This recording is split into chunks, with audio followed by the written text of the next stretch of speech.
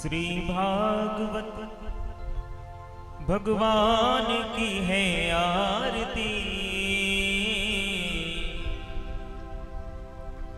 पापियों को पाप से है तारती।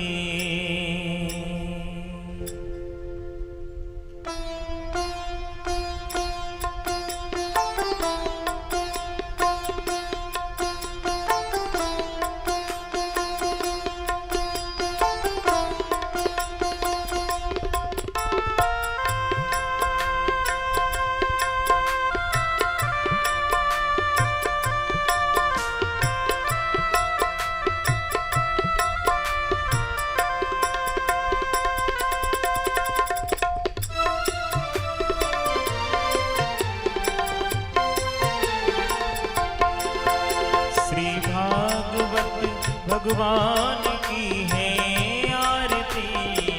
पापियों को पाप से है तारती। श्री भागवत भगवान की है आरती। पापियों को पाप से है तारती। श्री भागवत भगवान की है आरती। पापियों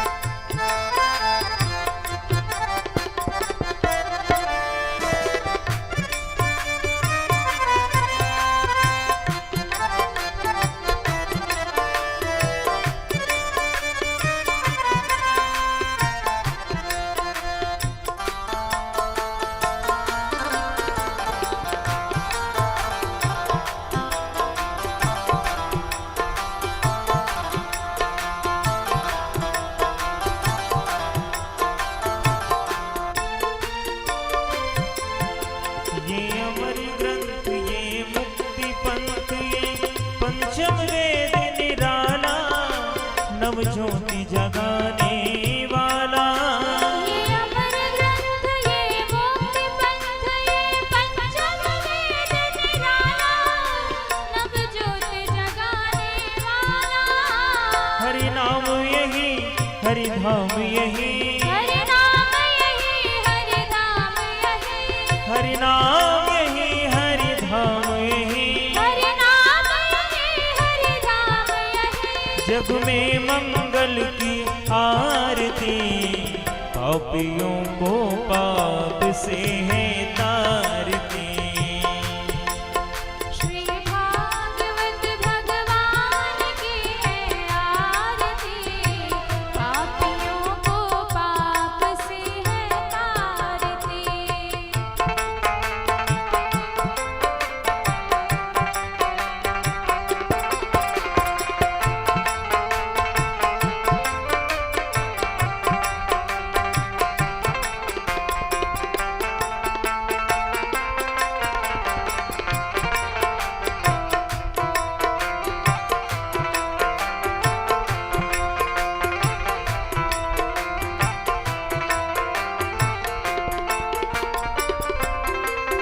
ये शांति गीत पावन पुनीत, पापों को मिटाने वाला, हरि दर्श कराने वाला।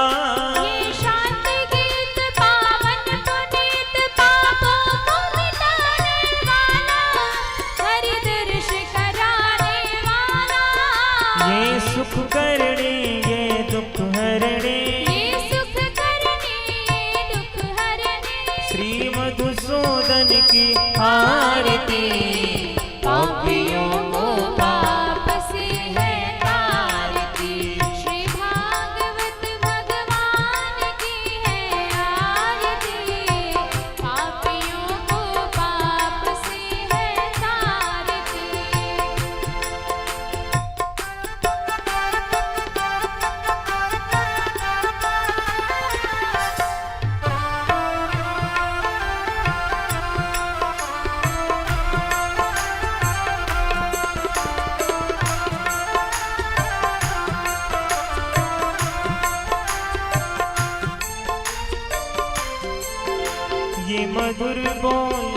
सतपंथ खोल सन्मार्ग दिखाने वाला, बिगड़ी को बनाने वाला।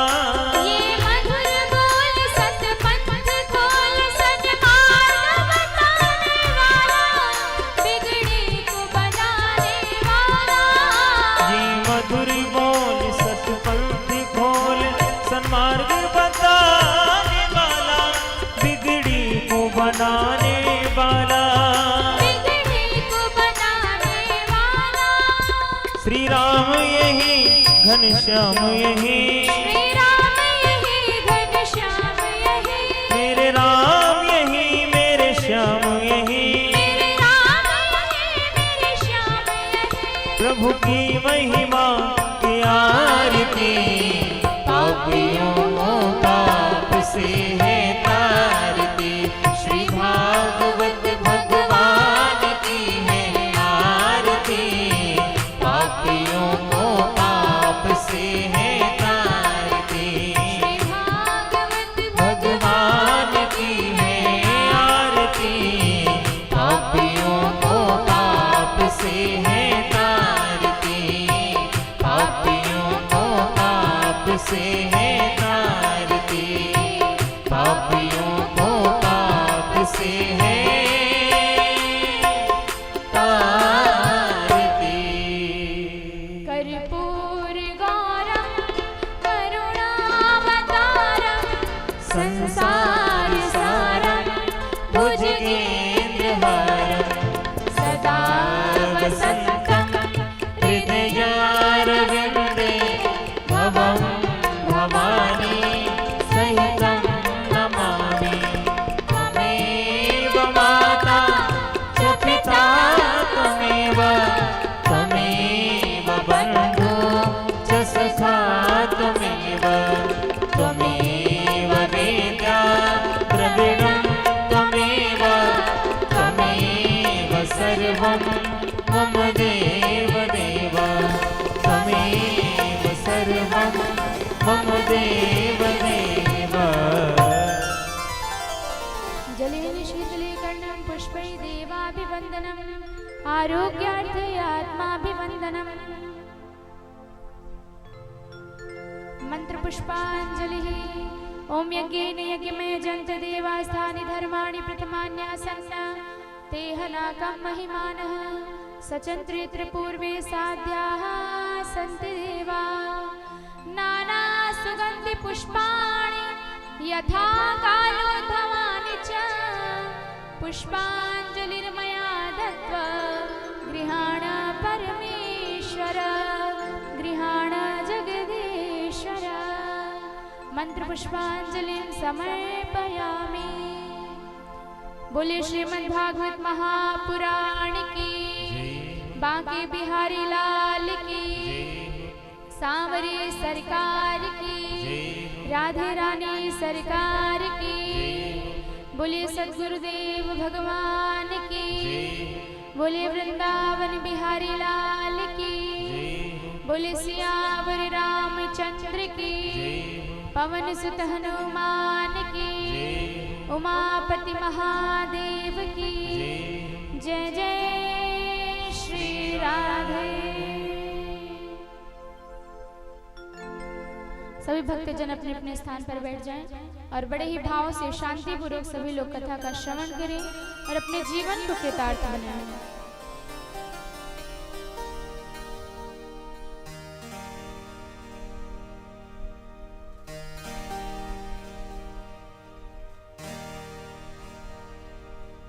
श्री राधे,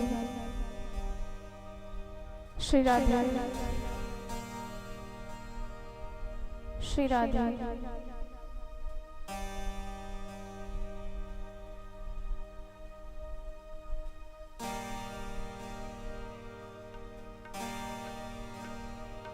श्री राधे, श्री राधे।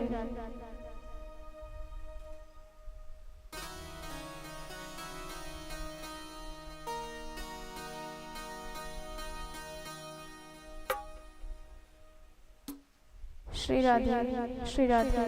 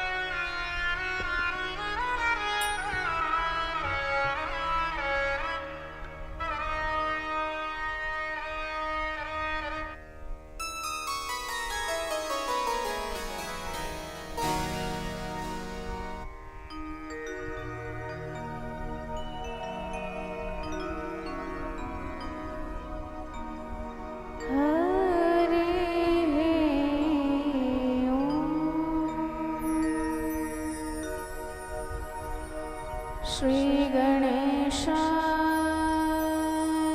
नमः। श्री सरस्वत्यै नमः। श्री गुरुचरण कमलेभ्यो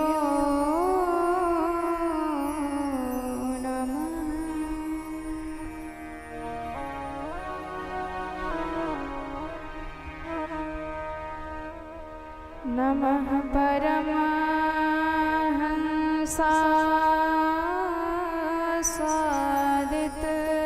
चरण कमल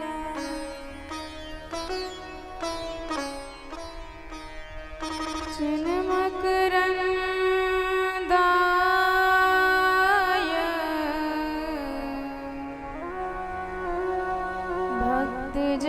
भक्तजनमानस निवासाय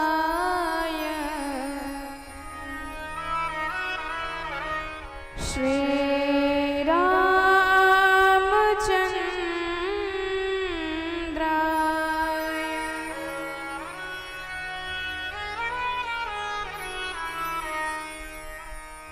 ध्येयं सदा परिभवग्नमभीष्टदोहम्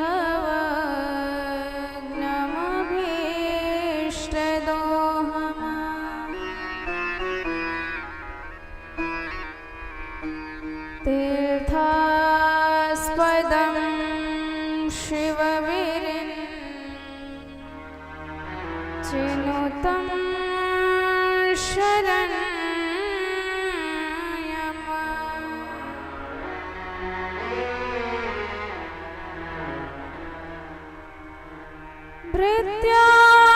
भृत्यार्तिहम प्रणतपाल लभवाति पोतं वन्दे महापुरुष ते चरणारविन्दम्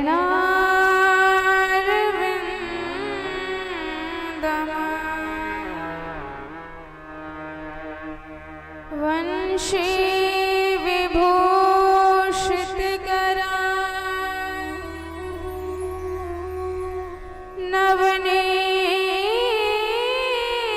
नवनीरदाभा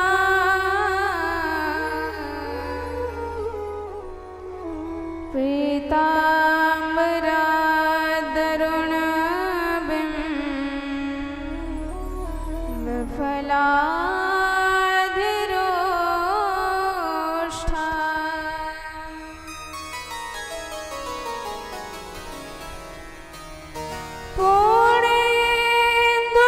पूर्णेन्दुसुन्दरमुखा दरविन्दनेत्रा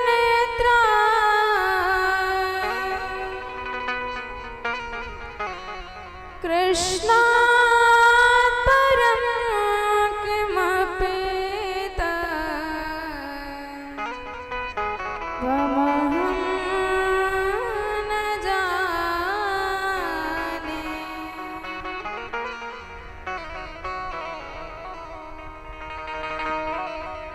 नारायणं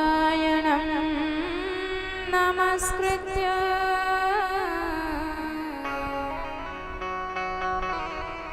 नरं चैव नरोत्तमम्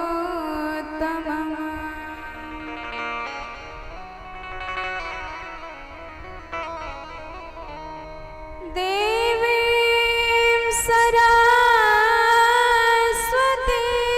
व्यासं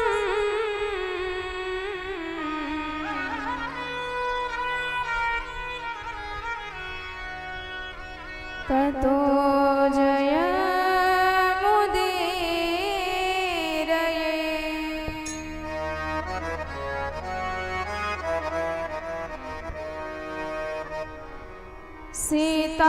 सीतानाथ समारम्भा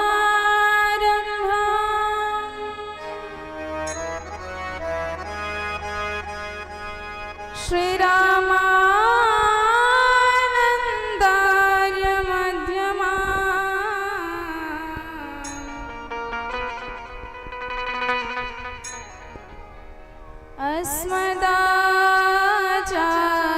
पर्यन्ता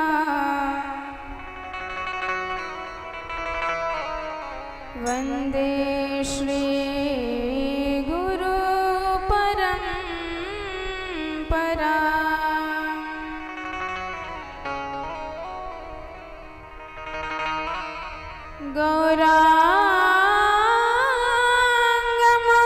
गौराङ्गमरसमयमा नित्यमा रसाचार्यमरसोत्सुकम् श्रीमद् रामहर्षणदेवाख्यम् सद्गुरुं प्रणमाम्यहम्।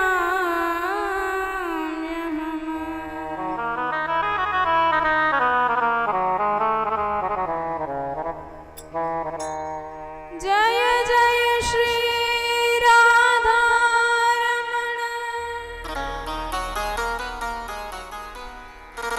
जय जय नवल किशोर,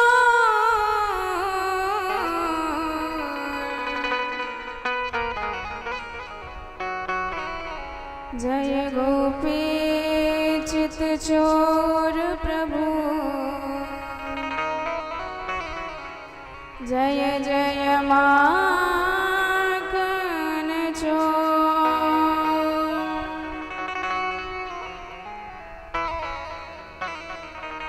जय जय माखन चोर।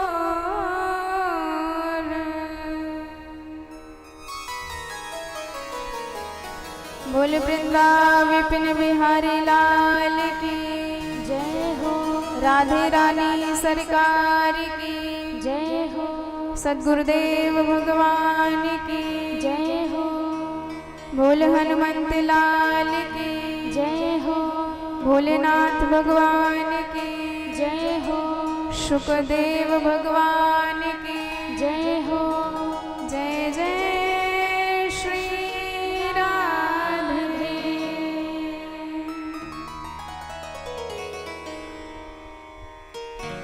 आइए सर्वप्रथम अपने मन और वाणी को सच्चिदानंद आनंद कंद भगवान श्रीमद् राघवेंद्र सरकार के चरणारविंदों में समर्पित करें। तत्पश्चात बड़े भाव से आज की इस मंगलमयी कथा में प्रवेश करेंगे। बोल श्रीमद् राघवेंद्र सरकार की जय हो। हमारे श्री राघव सरकार,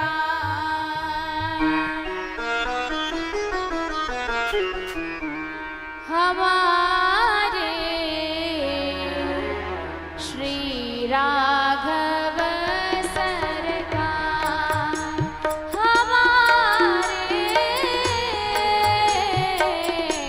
श्री राघव सरकार, हमारे श्री राघव सरकार, हमारे श्री राघव सरकार।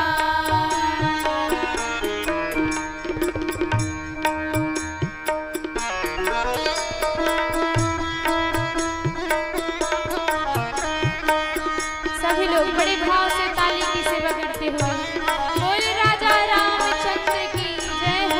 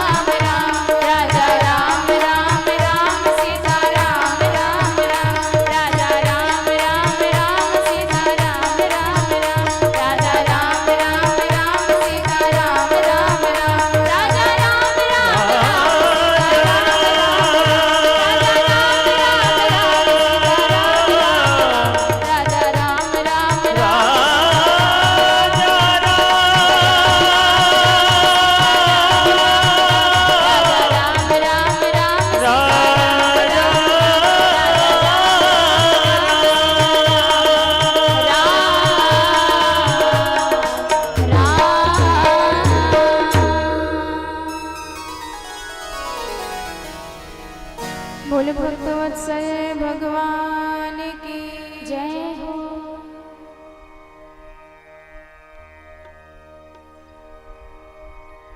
कृष्णाय वासुदेवाय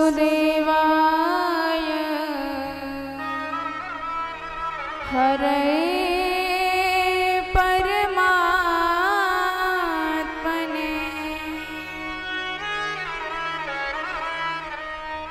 प्रणतक्लेशनाशाय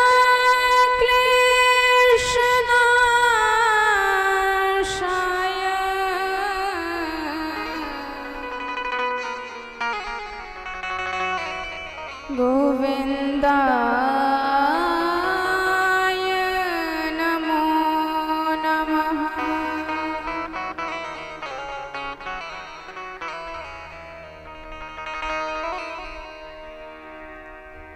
परम मंगलमय भगवत स्वरूप श्रीमद् भागवत सप्ताह ज्ञान यज्ञ में प्रवेश करने से पूर्व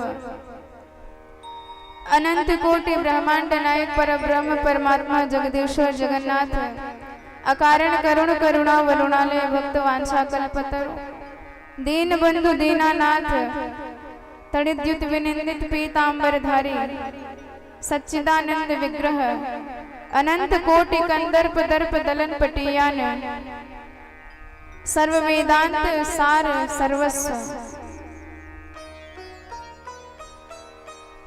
भगवान युगल सरकार श्री सीताराम जी के चरणारविंदों में बारंबार प्रणति एवं सम्मुख सब उपस्थित हमारे सौभाग्यशाली परीक्षित जी महाराज समस्त यजमान परिकर संत वैष्णव समुदाय एवं श्रद्धामयी भक्तिमयी माता सभी को सप्रेम जय जय श्री राधे जय सिया राम।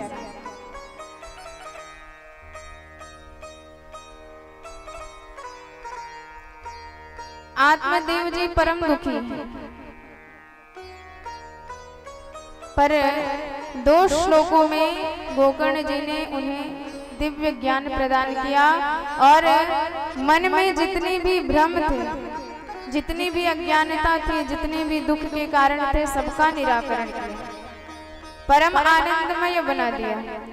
इसलिए कहा जाता है संत की संगति करने से सारे दुख अपने आप दूर हो जाते हैं। जैसे में भ्रम रहता है और संत उसी भ्रम को दूर कर देते हैं। अमरुस्थली में आप जा रहे हो और सूर्य के प्रकाश में दूर से देखेंगे तो वहां जल ही जल नजर आएगा, पर जल की एक बूंद नहीं होती है। और प्यासा व्यक्ति उसी जल की खोज में बढ़ता चला जाता है, बढ़ता चला जाता है, पर जल है ही नहीं तो मिलेगा कहां से। पर जब कोई उसे बता देता है भाई यह मरुस्थली है, इसमें जल का मिलना असंभव है, भ्रम में मत रहिए, संदेह में मत रहिए, तब जाके उससे ज्ञान हो जाता है, सारा भ्रम दूर हो जाता है। और जब भ्रम दूर होगा तो दुख भी दूर हो जाएगा। गोकर्ण जी महाराज ने संसार का स्वरूप बताया और सारी बात समझ में आ गई। एवं सुतोक्तिवशतोऽपि गृहं विहाय यातो वनं स्थिरमते गतखष्टिवर्षः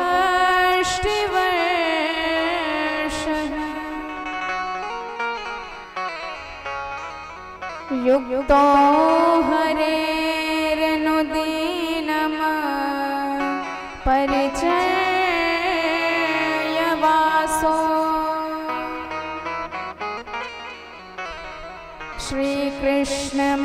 श्रीकृष्णमापनियतं दशमाश पाठा।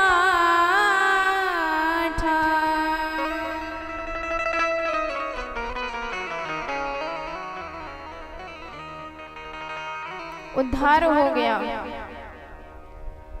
आत्मदेव का। और इधर धुंधकारी ने अब अपनी माँ को पकड़ा, कहने लगा कि पिताजी ने जो जो तिजोरी छिपा के रखी है सबका पता हमें बताओ, जहां जहां माल छिपा के रखा है सब पता बताओ। घबरा गई धुंधली, बोली तूने घर में एक टुकड़ा तक नहीं छोड़ा, मैं तुझे कहां से दूं?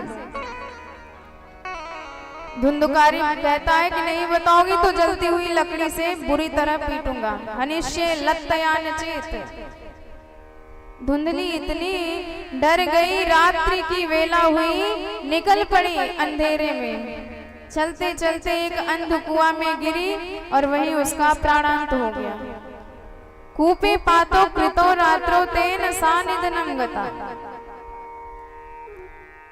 अम्मा भी चली गई, गोकर्ण जी भी तीर्थ यात्रा का बहाना लेके निकल गए।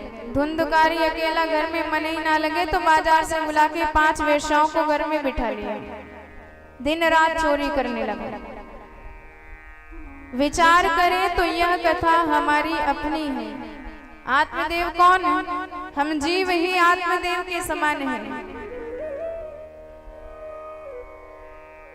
और तुंगभद्रा अर्थात हमारा शरीर, जिससे श्रेष्ठ कल्याण हो। तो श्रेष्ठ कल्याण तो इसे मानव शरीर से हो सकता है। बड़े भाग मानुष तन पावा,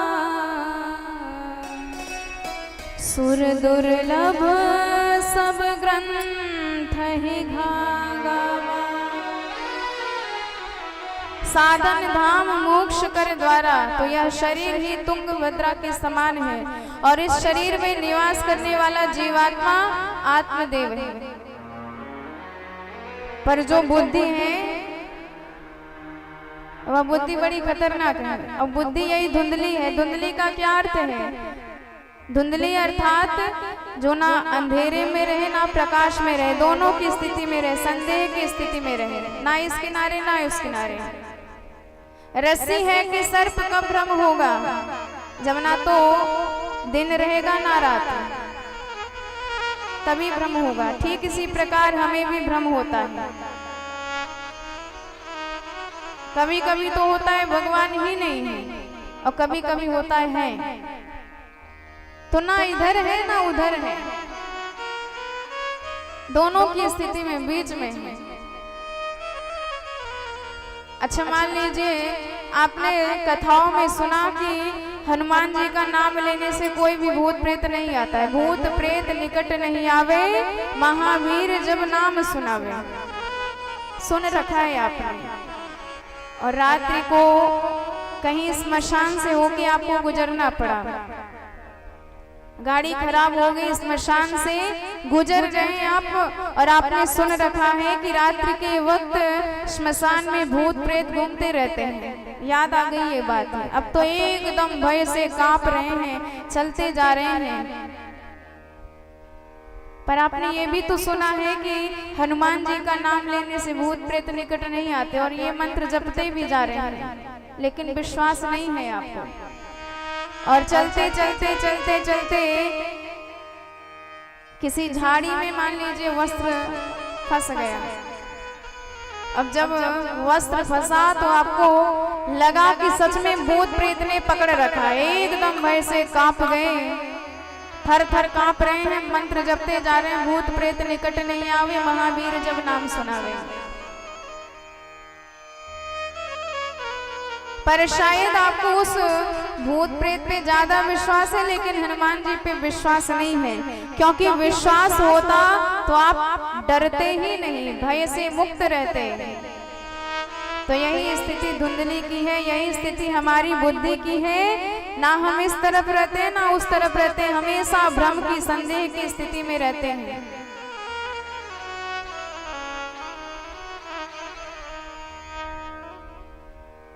आत्मदेव जी को संत मिले, संत ने एक फल प्रदान किया। यदि उन्होंने अपनी पत्नी को खिलाया होता तो आज गोकर्ण इन्हीं के घर में पैदा हुए होते।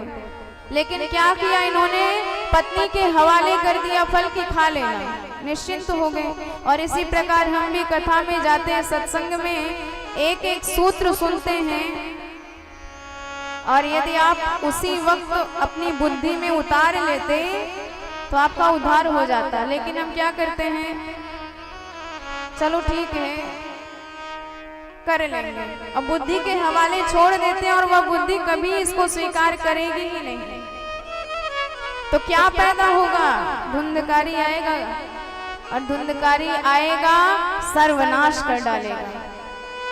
ठीक इसी प्रकार यदि हम सत्संग की बातों को उतारेंगे नहीं जीवन में, बुद्धि को जबरदस्ती खिलाएंगे नहीं, स्वीकार नहीं कराएंगे, तो फिर अज्ञान रूपी धुंधकारी हमारे भी इस शरीर में प्रकट हो जाएगा और हमें बर्बाद कर देगा, हमारा सर्वनाश कर देगा।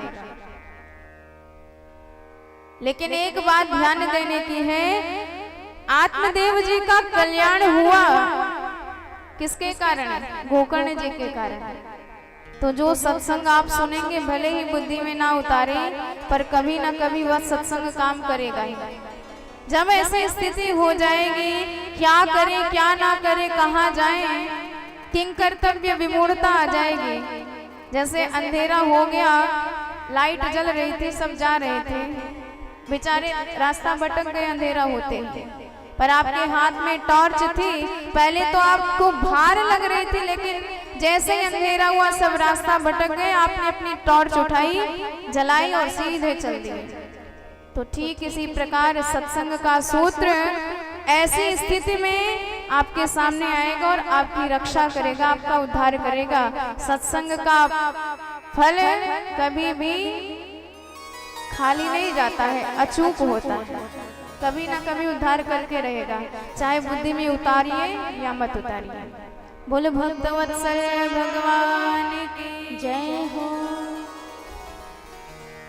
धुंधकारी नित्य चोरी करता, एक दिन इतना माल लूट के आया, वैश्याओं ने कहा बहन ये राजा की नजर में चढ़ गया होगा, पकड़ा जाएगा तो हमारा भी नाम लेगा और हमें भी जेल की हवा खानी पड़ेगी। सो एक काम कर, इसे ठिकाने लगाओ, सारी धन संपत्ति लेके यहाँ से चलते बने। तो रात्रि के वक्त उसे मदिरा पिला के पलंग पर लिटा के बांध दिया, गले में फांसी का फंदा डाल के मारने का प्रयास करने लगी तो वह चीखा चिल्लाया। एक वेश्या गई, चूल्हे में अंगार दहक रहे थे, उठाई और धुंधकारी के मुंह में जबरदस्ती डाल दिया। इतना कष्ट, इतनी वेदना कि चिल्लाता हुआ चीखता हुआ मर गया। तब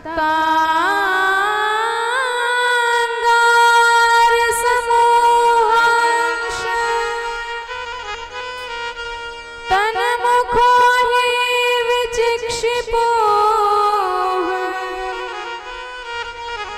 अग्नि ज्वालाति दुखेन व्याकुलो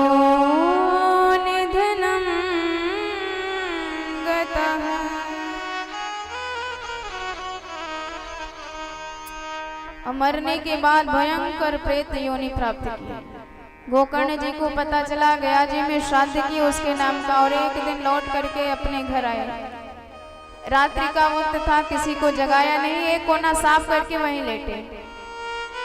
और जैसे ही लेटे कि एक भेड़ का बच्चा प्रकट हो गया। देखते देखते वही हाथी बन जाता है, कभी भैंसा बन जाता है, कभी मानव बन के रोने लग जाता है, कुछ बोल नहीं पाता है। गोकर्ण जी ने जल उठाया, अभिमंत्रित करके छींटा दिया तो वही प्रेतात्मा बोल पड़ा। अहम भ्राता त्वदीयोऽस्मि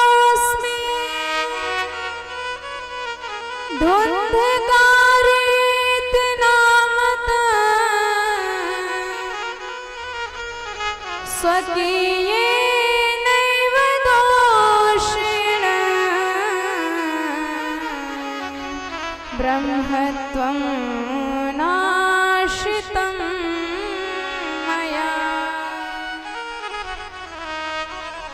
उसने कहा कि भाई मैं आपका वही दुराचारी भाई धुंधकारी, अपने पाप कर्म से मैंने यह अधोगति प्राप्त करी है। जीवन में इतने पाप किए कि कोई कल्पना नहीं कर सकता, कोई गणना नहीं कर सकता।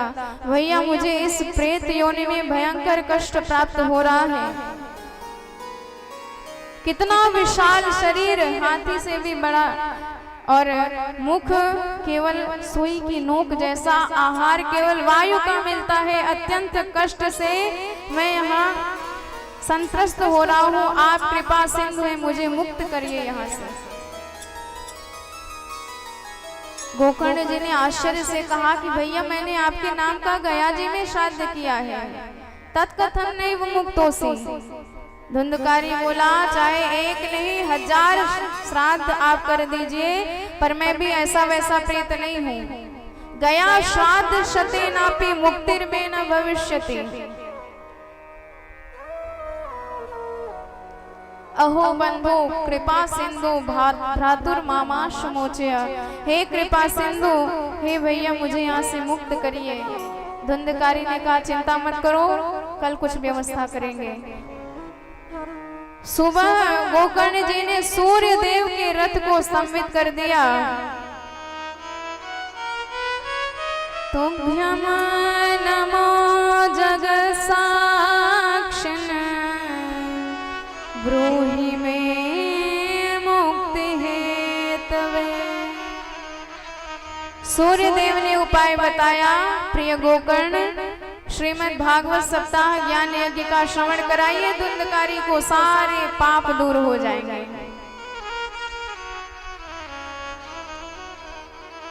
श्रीमद् भागवतान मुक्ते सप्ताहं वाचनं कुरु। गोकर्ण जी ने आषाढ़ मास में भागवत की कथा का आयोजन किया। अपने गांव में एक सप्त ग्रंथि वाला बांस गाड़ दिया गया सामने, उसी में वायु रूप प्रेतात्मा धुंधकारी विराजमान होकर कथा सुन रहा है। पहले दिन की कथा संपन्न हुई, प्रथम ग्रंथि फट गई, और जैसे जैसे 7 दिन की कथा संपन्न हुई तो एवं सप्त दिनश्चैव सप्त ग्रंथि विभेदनम, 7वें दिन 7 गांठें फट गई। एक दिव्य भव्य पुरुष उसमें से प्रकट हो गया। दिव्य रूप धरो जाता तुलसी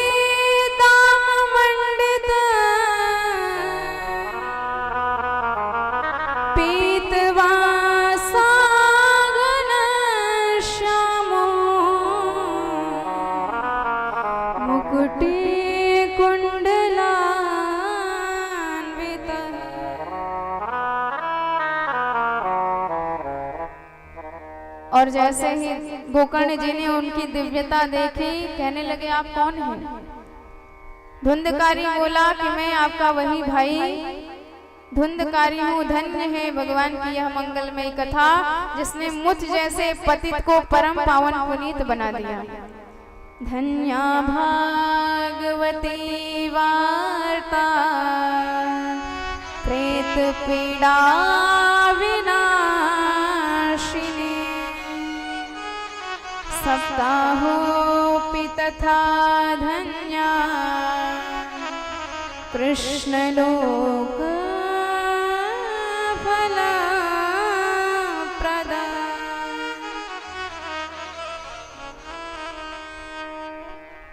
कौन मानो शरीर प्राप्त करके ऐसी भगवान की मंगलमयी कथा नहीं सुनना चाहेगा, जिस कथा को मात्र सुनने से हमारे जन्म जन्म के सारे पाप कट जाते हैं, सारे दुख सारे भय मिट जाते हैं। कौन ऐसा मूर्ख होगा जो भगवान की यह कथा नहीं सुनना चाहेगा। इस संसार में त्रैताप से हम कितने दुखी हो रहे हैं, पर फिर भी भगवान की कथा सुन के अपने आप को शांति न प्रदान करें तो हम जैसा अभागा, हम जैसा मूर्ख कोई नहीं होगा। बात कर ही रहे थे कितने में विमान आ गया भगवत धाम से धुंधकारी को ले जाने के लिए, तो सारे श्रोता उदास हो गए कि कथा तो हम सबने सुनी है, पर विमान आया केवल इनके लिए। तो गोकर्ण जी ने दूतों से कहा कि अत्रैव बहवः सन्ति श्रोतारो मति निर्मलः आनि तानि विमानानि न तेषां युगपत् कुतः। महाराज यहाँ सैकड़ों श्रोता है, आप विमान केवल एक के लिए लाए, ये कैसा विभेद है? तो दूत कहते हैं कि बात आपकी ठीक है, कथा सबने सुनी है, पर केवल बैठे बैठे थे यहाँ सब सुनने के लिए, तो केवल एकमात्र धुंधकारी ही थे। तो बैठते तो हजारों हैं, पर सुनते केवल 2-4 लोग हैं, और जो सुनते हैं उन्हीं का उद्धार भी होता है। आप यहाँ बैठे हैं, कथा सुन रहे हैं, और मन चला गया दुकान पे हिसाब किताब करने, और जब तक हमारे मनी राम शांत होके नहीं बैठेंगे, ध्यान नहीं लगाएंगे, तब तक लाख कथा सुनते रहो।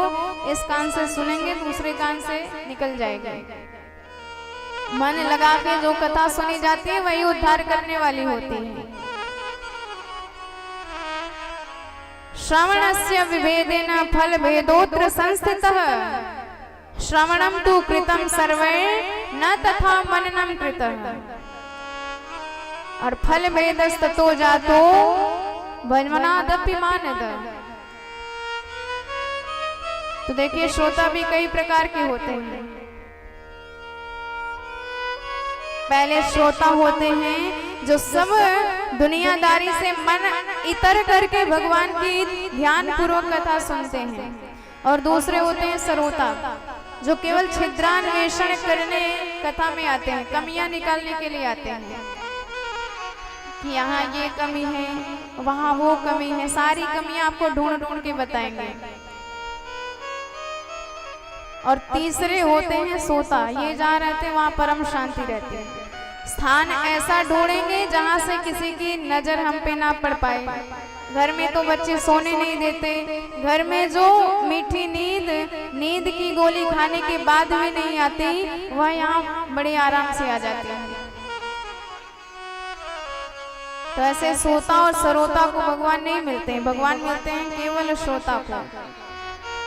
कथा में 5 चीज का होना अत्यंत आवश्यक है।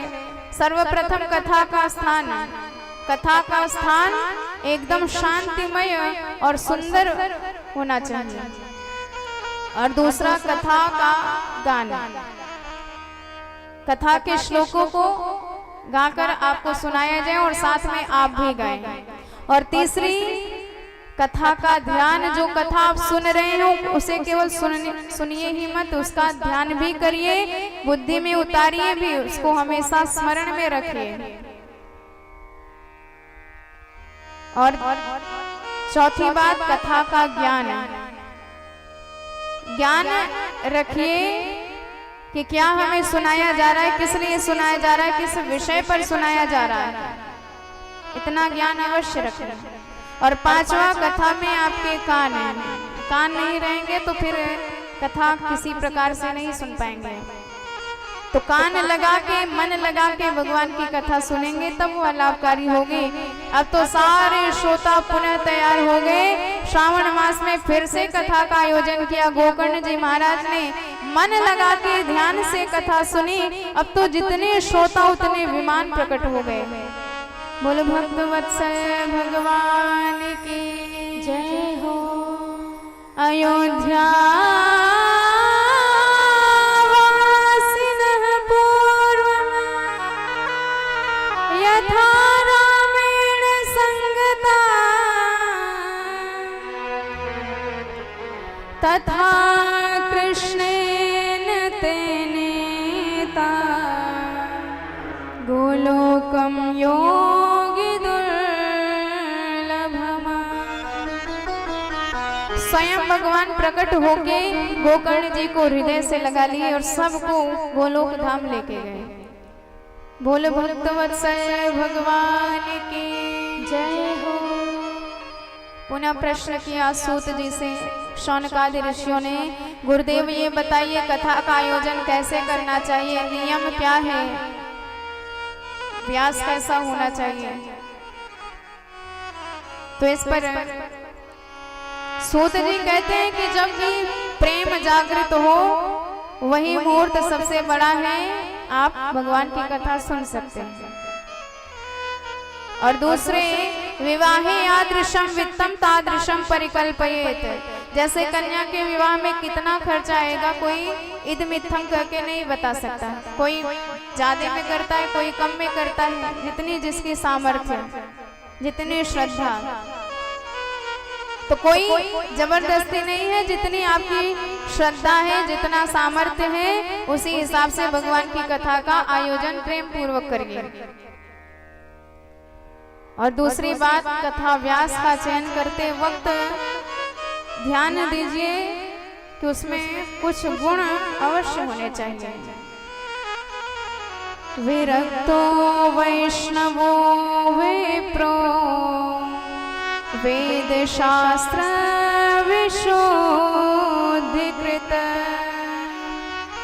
दृष्टांत कुशलो धीरो वक्ता कार्य तिने स्पृहा। विरक्त भाव वाला हो, शांत भाव वाला हो और वैष्णव हो, परंपरागत गुरु मंत्र से दीक्षित हो, ब्राह्मण हो, समझाने में कुशल हो,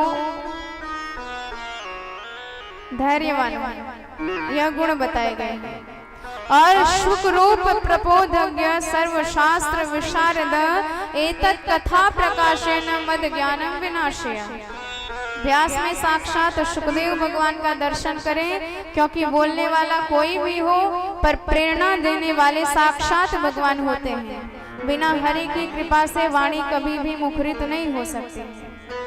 बोल शुकदेव भगवान की जय। और कथा में नियम है, यदि हो सके तो आप कथा निराहार रह के सुने। सबने कहा महाराज ऐसा तो संभव नहीं हो पाएगा, क्योंकि निराहार रह के कथा सुनेंगे, शरीर में ज्यादा ध्यान रहेगा, कथा पे फिर ध्यान नहीं दे पाएंगे। थोड़ा संशोधन कर दिया, कहा कि ठीक है घृताहारम, घी पी के कथा सुनो, धरती का अमृत कहा गया है। सबने कहा महाराज आजकल परिश्रम तो कोई करता नहीं है, और घी पी लेंगे तो और ज्यादा तबीयत खराब हो जाएगी, स्वास्थ्य बिगड़ जाएगा, इसमें भी संशोधन करिए। तो कह दिया पयाहारम, दूध पी के भगवान की कथा सुनिए। महाराज ये भी कम लग रहा है, थोड़ा सा और बढ़ा दीजिए। तो कह दिया फलाहारम, फलाहार रख के भगवान की नित्य 7 दिवस की कथा सुने। मुंह और बिगड़ा है, थोड़ा और संशोधन कर दिया, कह दिया फूलाहारम, जितना मन कहे उतना भोजन करिए, एक नहीं, 2 नहीं, 3-4 बार भोजन करिए, पर शर्त एक है, आपका मन भगवान की कथा में लगना चाहिए पूर्ण रूपेण। भोजनम तो वरम मन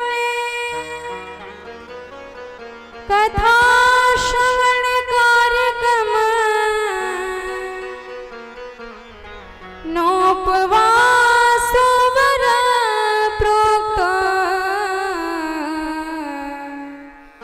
कथा विघ्न करो यदि। इस प्रकार नियम बताए और कहा कि कथा के समापन में विश्राम में खूब झूम झूम के संकीर्तन करते हुए तब भगवान का भजन करना चाहिए। प्रहलाद तालधारी तरल गतितया चोद्धव कांस्यधारी वीणाधारी सुरर्षि स्वर कुशलतया राग कर्तार्जुनो भूत इंद्रो वादीन मृदंगः जय जय सुकरा कीर्तने ते कुमारा यत्राग्रे भाव वक्ता सरस रचनया व्यास पुत्रो बभूव। तो जब हमारे प्रभु की यह मंगलमयी कथा होती है तो प्रहलाद जी ताली बजाते हैं, उद्धव जी मजीरा बजाते हैं, इंद्र मृदंग पर थाप देते हैं, अर्जुन संगीताचार्य हैं तो राग रागिनियों में आलाप लेते हैं, हमारे देवर्षि नारद जी वीणा पर स्वर छेड़ते हैं और भक्ति मैया ज्ञान वैराग्य के साथ नृत्य करते हैं। इस भाव से भगवान का संकीर्तन करना चाहिए। बोल भक्त वत्सल भगवान की जय हो। प्रथम स्कंद में प्रारंभ के 3 श्लोकों में दिव्य भगवान के गुण बताए गए हैं। जन्माद्यस्य यतोऽन्वयादितरतः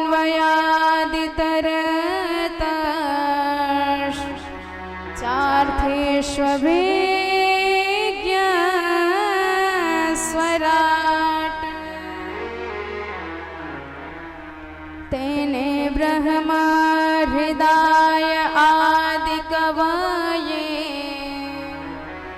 मोहयन्ति सूरयः तेजोवारिमृदां यथा विनिमये यत्र त्रिसर्गो मृषा धाम्ना स्वेन सदा निरस्तकुहकम् सत्यं परं धीमहि धर्मं प्रोजित कैतवोऽत्र परमो निर्मत्सराणां सता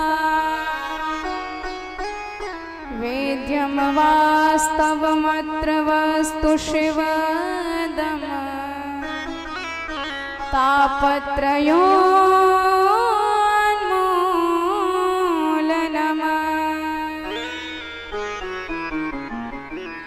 श्रीमद्भागवते मुनिकृते किं वा परेरीश्वर सद्यो हृद्यवरोध्यते त्रिकृतिभिः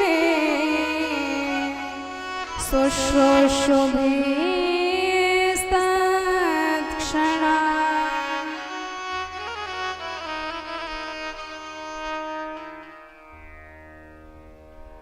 तो श्रीमद् भागवत महापुराण का प्रथम स्कंद, जिसके प्रारंभ के 3 श्लोक में बताया गया है किम ध्येयम, किम गेयम, किम पेयम। जीवन में किसका ध्यान करें, किसका गान करें और किसका पान करें, और यही 3 चीजें जीवन में हमने उतार ली तो हमारा परम उद्धार हो जाएगा। 3 श्लोक यदि जीवन में आपने श्रीमद् भागवत महापुराण के उतार लिए तो जीवन आनंदमय हो जाएगा, सारे दुखों से विरक्त हो जाएगा। तो किम ध्येयम सत्यम परम धीमहि, क्योंकि सत्य से बड़ा कोई धर्म नहीं बताया गया है। धर्म न दूसर सत्य समाना, धर्म न दूसर सत्य समाना, धर्म न दूसर सत्य समाना। आगम निगम पुराण बखाना,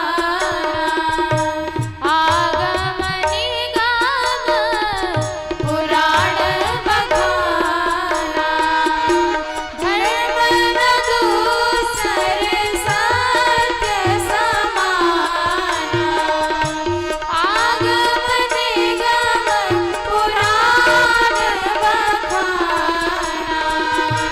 आगम निगम पुराण बखाना, आगम निगम पुराण बखाना। बोले भक्तवत्सल भगवान की जय हो। तो जीवन में ऐसा कोई व्यक्ति नहीं है जिसे सत्य पसंद ना हो। बड़े से बड़ा झूठ बोलने वाला व्यक्ति भी भले दूसरों से झूठ बोल दे, असत्य वाचन कर दे, पर वह कभी सहन नहीं करेगा, उसे कभी आनंद नहीं मिलेगा यदि आप उससे झूठ बोलो। तो झूठा व्यक्ति भी झूठ सुनना पसंद नहीं करता है स्वयं के लिए, और सत्य में तो उसे आनंद सत्य सुन के ही आता है। तो हर व्यक्ति सत्य से प्रेम करते हैं। अब देखिए, इसमें ये नहीं बताया गया कि रामम परम धीमहि, कृष्णम परम धीमहि, देवी परम धीमहि शिवम परम धीमहि, किसी भी देवता का नाम नहीं लिया। हमारे व्यास भगवान घबरा गए, यदि हमने किसी का नाम ले लिया तो फिर और अन्य देवताओं के उपासक परहेज करने लग जाएंगे, इसलिए किसी का नाम ही नहीं लिया। सत्यम परम धीमहि, तो जो जिस जिस देव के उपासक हैं वह अपने ही इष्ट का नाम यहाँ पर जोड़ करके उन्हीं की उपासना कर सकते हैं, क्योंकि ईश्वर हमेशा सत्य है।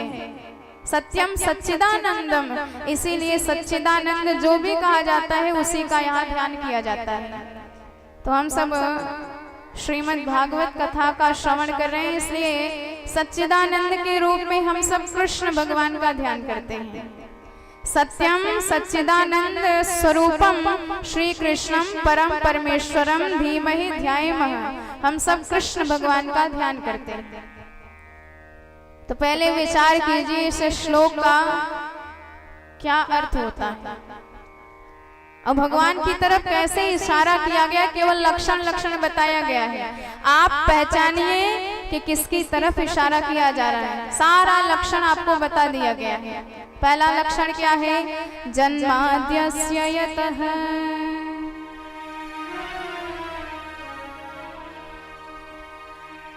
अर्थात अस्य विश्वस्य यतो यस्मात् जन्म स्थिति भंगा भवन्ति, इस विश्व का जिससे जन्म होता है, जो इस सारे संसार को प्रकट करता है और प्रकट करने के बाद ही हाथ नहीं खड़े कर लेता है, प्रकट करने के बाद पालन भी करता है, पोषण भी करता है और अंततो गत्वा संहरण भी करता है। अन्वयादि तरतः, दूसरा लक्षण, जो सारे कण कण में व्याप्त है, सारे अणु अणु में व्याप्त है, जिसकी सत्ता सर्वत्र सार्वभौम है, उसकी उपासना करने की बात कही जा रही है। अब आप तर्क लगाएंगे कि शायद प्रकृति की उपासना की बात करी जा रही है। लक्षण से तो यही लगता है, क्योंकि प्रकृति हर जगह व्याप्त है। लेकिन दूसरा लक्षण बताया गया कि हम जिसकी उपासना कर रहे हैं वह अभिज्ञ है और स्वराट है, परम चैतन्य है और ज्ञानवान भी है, स्वतः सिद्ध है। तो सबने कहा अच्छा ब्रह्मा, पर ब्रह्मा को तो कोई और अपने संकल्प मात्र से ज्ञान प्रदान कर देता है, और ऐसा ज्ञान जिसके विषय में बड़े बड़े तपस्वी मनस्वी भी मोहित हो जाते हैं। यो ब्रह्मांडं विदधाति पूर्वम यो वै वेदांश प्रणिनोति तस्मै, ऐसे ईश्वर की उपासना की बात कही गई। केवल लक्षण बता रहे हैं, नाम अब भी नहीं बताया। उसके बाद कहते हैं कि उस भगवान की कृपा से यह सारा जगत जो झूठा है हमें एकदम सत्य प्रतीत होता है, ब्रह्म जैसा दिखाई देता है। जैसे सूर्य की किरणों में मरुस्थल में जल दिखाई देता है पर जल होता नहीं है, ठीक ऐसे ही उस भगवान की माया के प्रभाव से यह झूठा जगत हमें परम सत्य प्रतीत होता है, लेकिन है नहीं। ऐसे भगवान की उपासना कर रहे हैं। जैसे कमल जल में खिलता है पर जल की एक भी बूंद उस पर टिक नहीं पाती है, ठीक इसी प्रकार भगवान इस सारे जगत में व्याप्त हैं, पर इस संसार से विरक्त भी हैं, परे भी हैं। जैसे मिट्टी से घड़ा बनाया जाता है, आप कहेंगे घड़े में केवल मिट्टी है, यह बात एकदम सत्य है। घड़ा मिट्टी का बना है और घड़े में मात्र मिट्टी है, मिट्टी के अतिरिक्त तो कुछ नहीं है, पर इसका अर्थ ये तो नहीं कि पूरी मिट्टी घड़े में ही समा गई है, मिट्टी उसके परे भी है। ठीक इसी प्रकार भगवान से ही मिलके सारा जगत बनता है, लेकिन भगवान उस जगत से परे भी हैं, व्याप्त भी हैं, अनंत हैं। ऐसा लक्षण बताया पर नाम नहीं बताया। ठीक उसी ढंग से भगवान का निरूपण किया गया है। जैसे एक बार हमारी सीता मैया राघवेंद्र सरकार लखनलाल जी जब वन को गए थे और भगवान का दिव्य श्याम विग्रह देख के गांव की औरतों ने सीता जी से प्रश्न किया कि बहन ये दोनों आपके कौन लगते हैं, बड़े सुंदर हैं, एकदम गोरे और सांवरे, सरकार देखने में तो जगत से अनुपम पुरुष दिखाई देते हैं, क्या नाता है आपका इनसे, कौन सा संबंध है इनसे। तो इस पे सीता मैया ने लक्ष्मण जी की तरफ देख करके उनके सारे गुण बताए। सहज सुभाय सुभगतन गोरे नाम लखन लघु देवर मोरे। पहले लखन जी का वर्णन करती है सीता मैया, पूरा लक्षण बताती है लक्ष्मण जी का। ये जो इनका सहज स्वभाव है, हमेशा यदि इनके विपरीत व्यवहार हो तो क्रोध में भर जाते हैं, आवेश में आ जाते हैं। और जो गोरे शरीर वाले हैं, सुंदर दिखाई दे रहे हैं, बहन ये मेरे छोटे देवर हैं। लखन जी का पूरा परिचय बताया। और जब राघवेंद्र सरकार को बताने की बारी आई तो सीता मैया ने प्रभु की तरफ अपनी साड़ी का अंचल कर दिया, चेहरे को ढक लिया और तिरछी नयन से सरकार की तरफ देख करके मुस्कुरा दी। बहुरी बदन विधु अंचल ढापी, पिय तन चितय भौह करी बाकी। और गांव की औरतें देखकर समझ गई, उन्हें बताने की आवश्यकता नहीं पड़ी, समझ गई कि ये सीता जी के पति लगते हैं। सीता जी केवल देख करके मुस्कुरा दी, इसी में वो औरतें समझ गई, उन्हें बताने की आवश्यकता नहीं पड़ी। ठीक इसी प्रकार जो भगवान के भक्त हैं, जिनकी वेदों में गति है, उनके लिए इशारा ही काफी है, समझदार को इशारा ही काफी है। इतने लक्षण बताने के बाद सारे भगवान के भक्त, सारे वेदज्ञ पुरुष समझ जाते हैं कि किसके ध्यान की बात करी गई है। तो जो जिसका इष्ट देव होगा वह अपने इष्ट देव के लिए यह अर्थ निकाल लेता है। तो हम सब भगवान कृष्ण की कथा श्रवण कर रहे हैं, इसलिए कृष्ण परक अर्थ ही इस श्लोक का श्रवण करेंगे। बोले कृष्ण कन्हैया लाल की जय हो। तो श्लोक का पहला पद क्या है? जन्माद्यस्य यतः, अर्थात जन्मादि विकार रहितस्यापि यतः यत्र वसुदेव गृहे जन्मः, जिनका कभी जन्म नहीं होता है, जो जन्म मरण से परे हैं, पर भक्तों के कार्य के लिए जो समय समय पर अवतार लिया करते हैं। और अब की बार द्वापर युग में वसुदेव के घर में पुत्र बन के कृष्ण के रूप में आए हैं, ऐसे कृष्ण की हम उपासना करते हैं। दूसरा लक्षण बताया, अन्वयादि तरतः अनुपश्चात अयात अगच्छत इतर गोकुले, जन्म लिया जेल खाने में और इतने कुशल हैं, जन्म लेते भाग गए सीधे गोकुल में, नंद भवन पहुंच गए, इतने कुशल हमारे कन्हैया। और दूसरा चार्थेष्वभिज्ञ स्वराट, अर्थेषु कंस वंचनादि प्रयोजनेषु अभिज्ञ निपुणः, जो इतने ज्ञानवान हैं उन्हें सब पता है कंस हमारा दुश्मन है, कंस का हमें वध करना है, सब जानते हैं। और स्वराट, स्वेषु गोपेषु शोभते राजते इति स्वराट, जो नंद भवन में आके, वृंदावन धाम में आके अपने गायों के साथ, अपने ग्वाल बालों के साथ, वृंदावन वासियों के साथ शोभित होते हैं, शोभायमान होते हैं, ऐसे कृष्ण भगवान। अथवा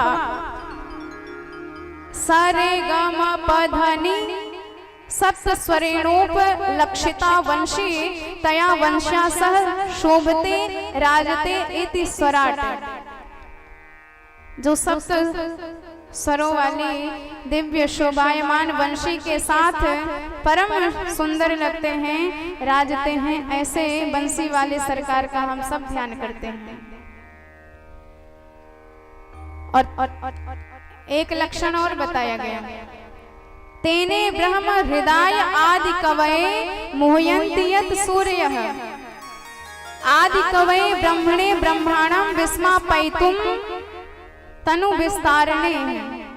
जब ब्रह्मा जी ने भगवान की भोजन लीला देखी, भगवान झूठा मीठा सबका छीन करके खा रहे थे वन में। किसी का लड्डू खा लेते, किसी का कड़ी खा लेते, परिहास करने लग जाते। ब्रह्मा जी एकदम भ्रमित हो गए, खोपड़ी चक्कर में पड़ गए। उन्होंने कहा ये भगवान हो ही नहीं सकते। सो इतनी बुद्धि भ्रमित हो गई कि भगवान के ही ग्वाल बाल सारे बछड़े चुरा करके ब्रह्मलोक में ले जाके रख दिया। तो हमारे प्रभु ने ध्यान लगाया, ब्रह्मा जी की सारी करतूत समझ में आ गई। भगवान ने अपने ही शरीर का विस्तार कर दिया, बता दिया ब्रह्मा जी को कि हम ही चराने वाले और हम ही चरने वाले, हम ही बनाने वाले, हम ही बनने वाले, सारी दुनिया के अभिन्न निमित्तोपादान कारण हम ही हैं। समझा दिया ब्रह्मा जी को। और केवल ग्वाल बाल बछड़े ही नहीं बने, उनके लाठी डंडा, उनके वस्त्र, उनके आभूषण, उनकी विचारधारा सब भगवान बन गए। सूक्ष्म से सूक्ष्म कोई अंगूठा भी लगाए तब भी ना पहचान पाए, इतने कुशल हमारी कन्या है। और मोहयन्ति यत् सूर्यः, और सबके छोड़ दीजिए, बलराम जी को भी नहीं पता चला। 1 साल तक आते रहे जाते रहे भगवान। और वही भगवान जब बंशी बजाते हैं तो एक लक्षण और बताया गया, तेजोवार मृदाम यथा विनिमयम यत्र त्रिसर्गो मृषा धाम्ना स्वेन सदा निरस्तकुहकम् सत्यं परं धीमहि। तो भगवान जब वेणु में फूंक मारते हैं तो सारे तत्वों के गुण धर्म बदल जाते हैं। तेजो वारि मृदाम यथा विनिमयम, अग्नि का गुण है दाहकत्व, जलाना, पर जब भगवान की बंशी बजती है तो वह अग्नि जलना भी बंद कर देती है। और जब भगवान बंशी बजाते हैं, कल कल कल्लोल करती हुई कमनीय कालिंदी जी जब वह वेणुरव श्रवण करती हैं, उनकी धारा कुंठित हो जाती है, स्तब्ध होके रुक जाती हैं, जड़ हो जाती हैं, बहना बंद कर देती हैं। और गिरिराज गोवर्धन नाथ भगवान की वही वंशी ध्वनि सुनते हैं तो उनके पाषाण खंड द्रवीभूत होने लग जाते हैं, पिघलने लग जाते हैं। यमुनायाः कठिनत्वम पाषाणार्द्रे द्रवत्वम। इसीलिए भगवान जब बंशी बजाते हैं तो गोपियां भगवान को खूब खरी खरी सुनाती हैं। कहती है सरकार चाहे जब बंशी बजा लिया करो, पर जब हम भोजन बनाती है तो बंशी मत बजाया करो। भगवान ने कहा क्यों? हमारी बंसी, हमारा मन, हमारी मर्जी, चाहे जब बजाए। गोपियां कहती है सरकार हमारा भोजन फिर नहीं बन पाएगा, हम भूखे ही मर जाएंगे। प्रभु ने कहा वो कैसे? गोपियां कहती है सरकार आपकी बंसी में न जाने क्या जादू है, हम भोजन बनाती रहती है, आग जलाती हैं, पर जैसे ही आपकी बंशी बज जाती है तो वह अग्नि एकदम जलमय हो जाती है, पानी पानी हो जाती है। और जब आग जलेगी ही नहीं तो भोजन बनेगा कैसे? इसलिए मुरहर रंधन समय माँ कुरु मुरली रवम मधुरम नीर समय तारसता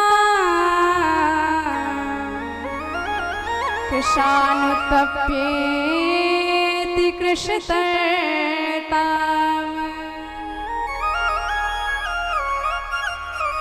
ऐसी है भगवान की वंशी। सारी गोपियां कहती हैं कि सरकार ये वंशी एक तो हमें भोजन बनाने नहीं देती, दूसरा हमारा चित्त भी संसार में लगने नहीं देती, चित्त को बरबस खींच लेती है आपकी तरफ। आइए उसी भगवान के दिव्य वंशी नाद में हम सब भी मन को रमाएं, तत्पश्चात कथा में प्रवेश करेंगे।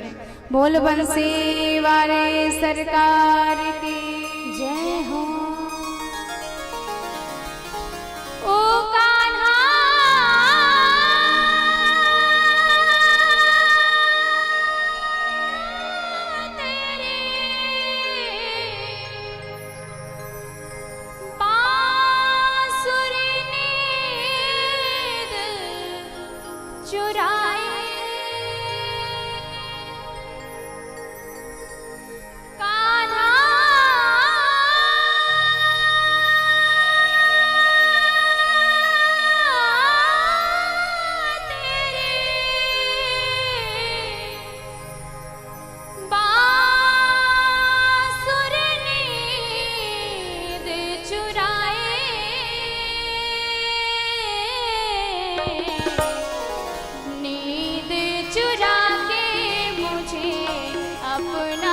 बनाए, नींद चुरा के मुझे अपना बनाए, नींद चुरा के मुझे अपना बनाए, नींद चुरा के मुझे अपना बनाए।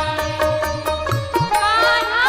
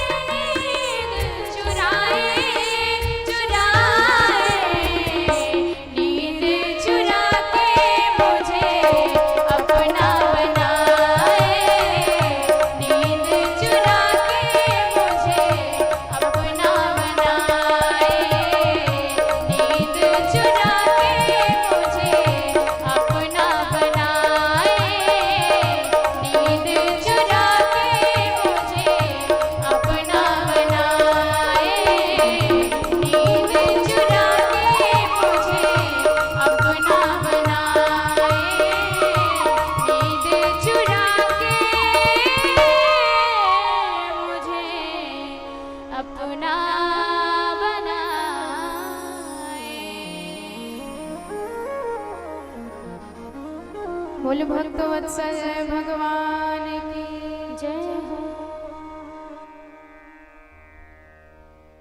तो आगे वर्णन करते हैं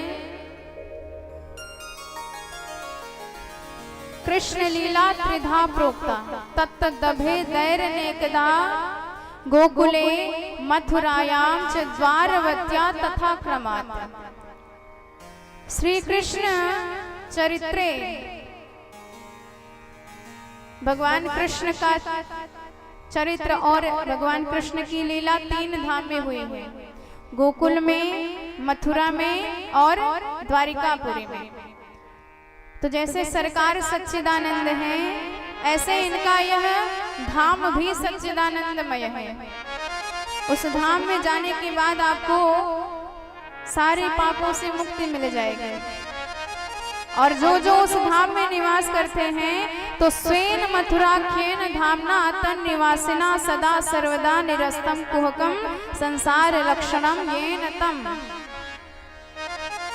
जो अपने गोकुल, मथुरा, द्वारिका इत्यादि धामों में निवास करने वाले नर नारियों को संसार लक्षण से, संसार बंधन से सर्वदा मुक्त किया करते हैं, ऐसे प्रभु की हम सब पावन चरण शरण ग्रहण करते हैं। तो इन धामों में जो इनका परिकर है, जैसे गोकुल में नंद, यशोदा, श्रीदामा, मधुमंगल, ललिता, विशाखा इत्यादि, और मथुरा में कंस, उद्धव इत्यादि परिकर, और द्वारिकापुरी में उग्रसेन जी, वसुदेव देव की 16,108 पटरानियां, ये सब साक्षात भगवान के ही अंश हैं और भगवान के ही द्वारा इस धरती पर भेजे गए हैं। जैसे आप रासाचार्य जी को बुलाएंगे रास मंडली के लिए, रास का कार्यक्रम के लिए, तो वह अकेले थोड़ी आएंगे, अपनी पूरी मंडली के साथ आएंगे। किसी को कोई पात्र दे देंगे, किसी को कुछ, किसी को कंस बना के भेज दिया रंगमंच पे, किसी को रुक्मणी बना के, किसी को श्रीदामा, किसी को सुदामा बना के भेज दिया। तो ठीक ऐसे भगवान जब लीला करने के लिए धरती पर आते हैं तो अपने ही स्वरूप को किसी को दुश्मन बना के भेज देते हैं, किसी को अभिन्न सखा बना के भेज देते हैं। तो देखने में तो अलग अलग है, पर वस्तुतः सब सच्चिदानंद भगवान के ही स्वरूप हैं। बोल भक्त वत्सल भगवान की जय हो।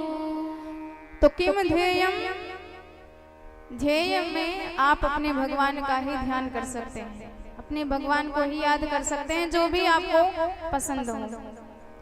और दूसरे श्लोक में अनुबंध चतुष्टय बताया गया है। धर्मः प्रोज्झित कैतवोऽत्र परमो निर्मत्सराणां सताम्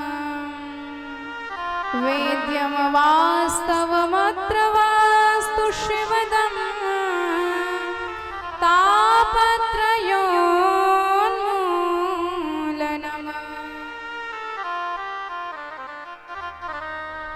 तीन बार इस श्लोक में अत्र का प्रयोग किया गया है, जिसका अर्थ है अत्र निरूप्यते नान्यत्र। आपको परम धर्म जैसा इस श्रीमद् भागवत में बताया गया है वैसा कहीं नहीं मिल सकता है, इसलिए ध्यान से श्रवण करिए। तो किसका गान करना चाहिए और किसका ध्यान करना चाहिए, यह सब इसमें विस्तार से बताया गया है। तो भागवत सुनने का अधिकारी कौन है, भागवत कथा सुनने से लाभ क्या होता है, भागवत सुनने का परिणाम क्या होता है, यह सब इसमें निरूपण किया गया है। तो भागवत कथा सुनने का अधिकारी कौन है, निर्मत्सराणां सताम्। तो जो निर्मत्सर हो वही कथा सुनने का अधिकारी है, वही कथा सुनने का पात्र है। और जिसके हृदय में मत्सर है, अर्थात मत्सर का अर्थ होता है जलन, ईर्ष्या। जिसके हृदय में ईर्ष्या है, जिसके हृदय में जलन है, वह कभी भी कथा सुनने का अधिकारी नहीं होता है। देखिए, मच्छर 2 प्रकार के होते हैं। पहला बाहर से काटता है और दूसरा मत्सर भीतर से काटता है। बाहर वाले मच्छर से आप बच सकते हो, मच्छरदानी में सो जाओ, मोर्टीन इत्यादि लगा लो तो बाहर वाला मच्छर नहीं काटेगा, नहीं परेशान करेगा। और ये भीतर वाला मच्छर तो बड़े बड़े ध्यानियों को भी नहीं छोड़ता है, बड़े बड़े मनुष्य भी इसके चक्कर में पड़े रहते हैं।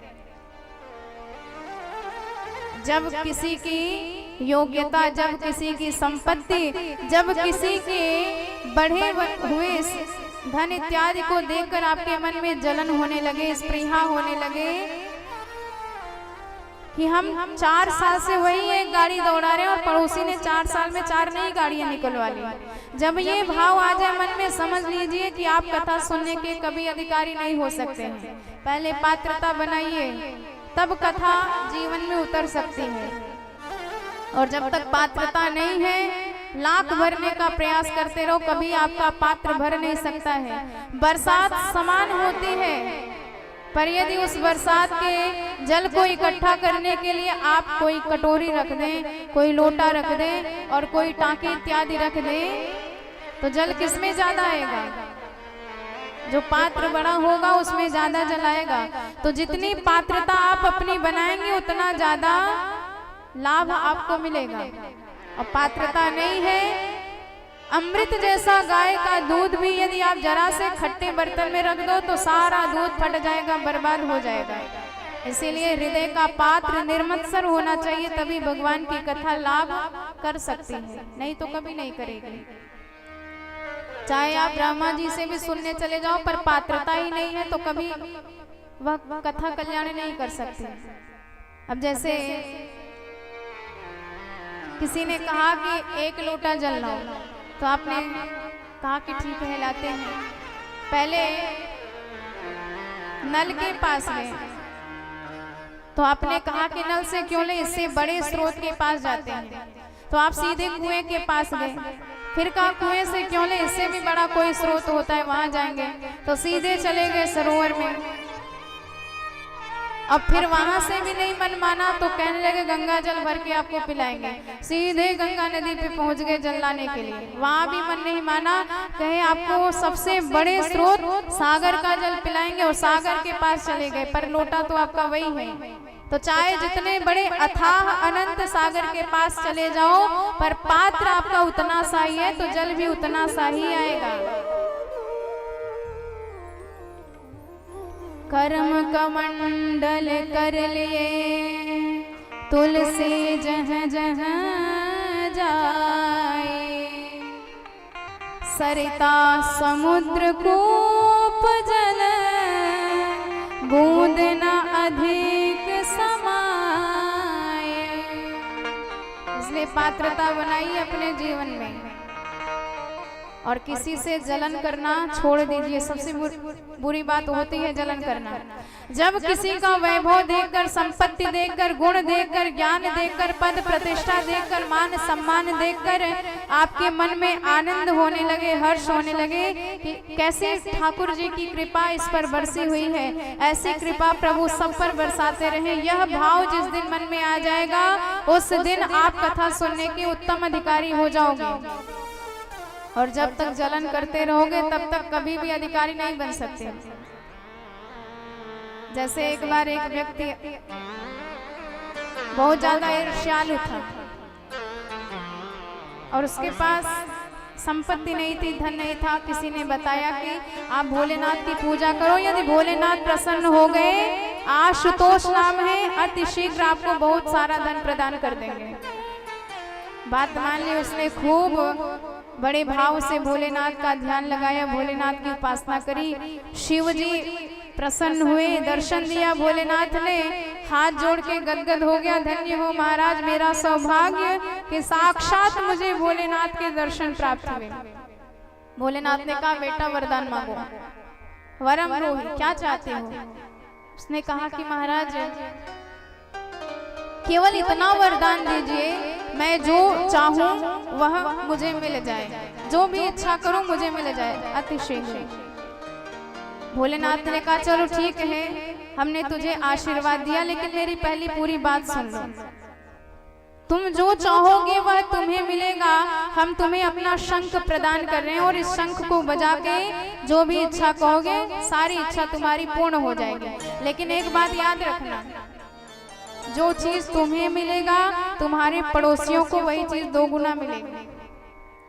अब भगवान जानते थे कि ये बड़ा ईर्ष्यालु है, हमें मिले ना मिले कोई गम नहीं, पर पड़ोसियों को बिल्कुल नहीं मिलना चाहिए। इस इच्छा से ये मांगेगा ही नहीं। तो भोलेनाथ ने कह दिया, परेशान होके घर आया, पत्नी को बताया तपस्या हमने करी, फायदा पड़ोसियों को होगा, इससे कभी मांगेंगे ही नहीं। और सीधे ले जाके पूजा घर में वैसे ही रख दिया। एक दिन बाजार गया और इतनी भयंकर जोरदार बरसात हुई, उसका घर एकदम टूटा फूटा था, छत बेकार थी, सो जल टपकने लगा। पत्नी एकदम परेशान हो गई, बच्चे रोने लगे। उसने सोचा कि आज तो मांग कर ही दम लूंगी, आखिर कब तक पड़ा रहेगा ये। पत्नी ने शंख बजाया, प्रार्थना करते हुए कहा कि हे भोलेनाथ के शंख, यदि आप सत्य हैं तो तुरंत मेरा घर 2 महले का तैयार हो जाए। कहने की देर नहीं थी कि 2 मंजिला घर तैयार हो गया, पर पड़ोसियों के 4-4 मंजिले के घर बन गए। और इधर जब वह व्यक्ति लौट करके घर आया, पड़ोसियों के 4-4 मंजिले घर के बीच में जब अपना 2 मंजिला घर दिखाई दिया, समझ गया कि पत्नी ने गड़बड़ कर डाली है। आते ही डांटने लगा कि तुमने सब बर्बाद कर दिया, सारा सत्यानाश कर दिया, ये पड़ोसी मेरा मजाक बनाएंगे, और मिला इनको हमारी ही कृपा से। तुझे मांगना नहीं आता, मैं तुम्हें सिखाता हूँ कैसे मांगा जाता है। उस व्यक्ति ने सीधे शंख बजाया, प्रार्थना करी, हे भोलेनाथ के शंख, यदि आप सत्य है तो मेरी एक आंख फूट जाए। कहने की देर नहीं थी, एक आंख का अंधा और इसकी एक आंख फूटी, पड़ोसियों की दोनों आंखें फूट गई। फिर भी मन नहीं माना, उसने पुनः शंख बजा के कहा कि मेरे घर के आगे एक कुआं खुद जाए। अब तो पड़ोसियों के घर के आगे पीछे 2-2 कुआं खुद गए। सोन को गड्ढे में भी डाला और अंधा भी बना दिया। ऐसे पड़ोसी भगवान की ही कृपा से मिलते हैं। तो यदि ऐसी स्पृहा, ऐसी ईर्ष्यालता, ऐसी जलन होगी तो आप कथा सुनने के कभी अधिकारी नहीं हो सकते। कथा आप सुनते रहे पर वह कथा कभी कल्याण कर भी नहीं पाएगी। इसलिए वेद्यम वास्तव मत्र वस्तु शिवदम तापत्रयोन्मूलनम। यदि आप निर्मत्सर भाव से भगवान की यह मंगलमयी कथा सुनेंगे तो आपको वास्तविकता का बोध हो जाएगा। वास्तवश्च जीव वास्तवी च माया वास्तवम च जगत। और जैसे ही जीव जगत माया के असली रूप का बोध हो जाएगा, सारे जगत के जंजाल, सारे जगत के बंधन अपने आप मिट जाएंगे और शिवदम परम कल्याण हो जाएगा। और हमारे व्यास जी तो कहते हैं कि श्रीमद् भागवत का यह प्रभाव है। आपने कथा अभी सुनी नहीं, केवल मन बनाया कि आज कथा सुनने जाएंगे, और मन बनाया, इसका यह प्रभाव है। श्रोतुम इच्छद्भिः शुश्रूषुभिः तत्क्षणात् ईश्वरः हृदि अवरुध्यते। सुनने की इच्छा मात्रा बनाए, सुनने का संकल्प आप मात्र किए, उसका यह प्रताप है, यह प्रभाव है कि वह ईश्वर आपके हृदय में आकर बंदी हो जाता है। हृदय अवरुध्यते। आप ध्यान दीजिएगा, व्यास जी ने ये नहीं कहा है कि आके विराजमान हो जाते हैं, सीधे कह दिया कि भगवान आपके हृदय में बंदी बन जाते हैं। बंदी किसे कहा जाएगा? आप लोग विराजमान हैं, अपनी इच्छा से आए हैं, जब मन कहेगा उठ के चल भी देंगे। और बंदी व्यक्ति ना तो अपनी इच्छा से आता है, ना तो अपनी इच्छा से जाता है। ऐसे ही भगवान को भी जबरदस्ती उस भक्त के चित्त में बसना पड़ता है, हृदय में निवास करना पड़ता है, जो भक्त भगवान की कथा सुनता है। बोले भक्तवत्सल भगवान की जय। अब तृतीय श्लोक में बताया गया कि जीवन में किसका पान करना चाहिए। निगम कल्पतरोर्गलितम फलम् शुक मुखादमृत द्रव संयुतम पिबत भागवतम रसमालयम मुहुर्हो रसिका भुवि भावुका।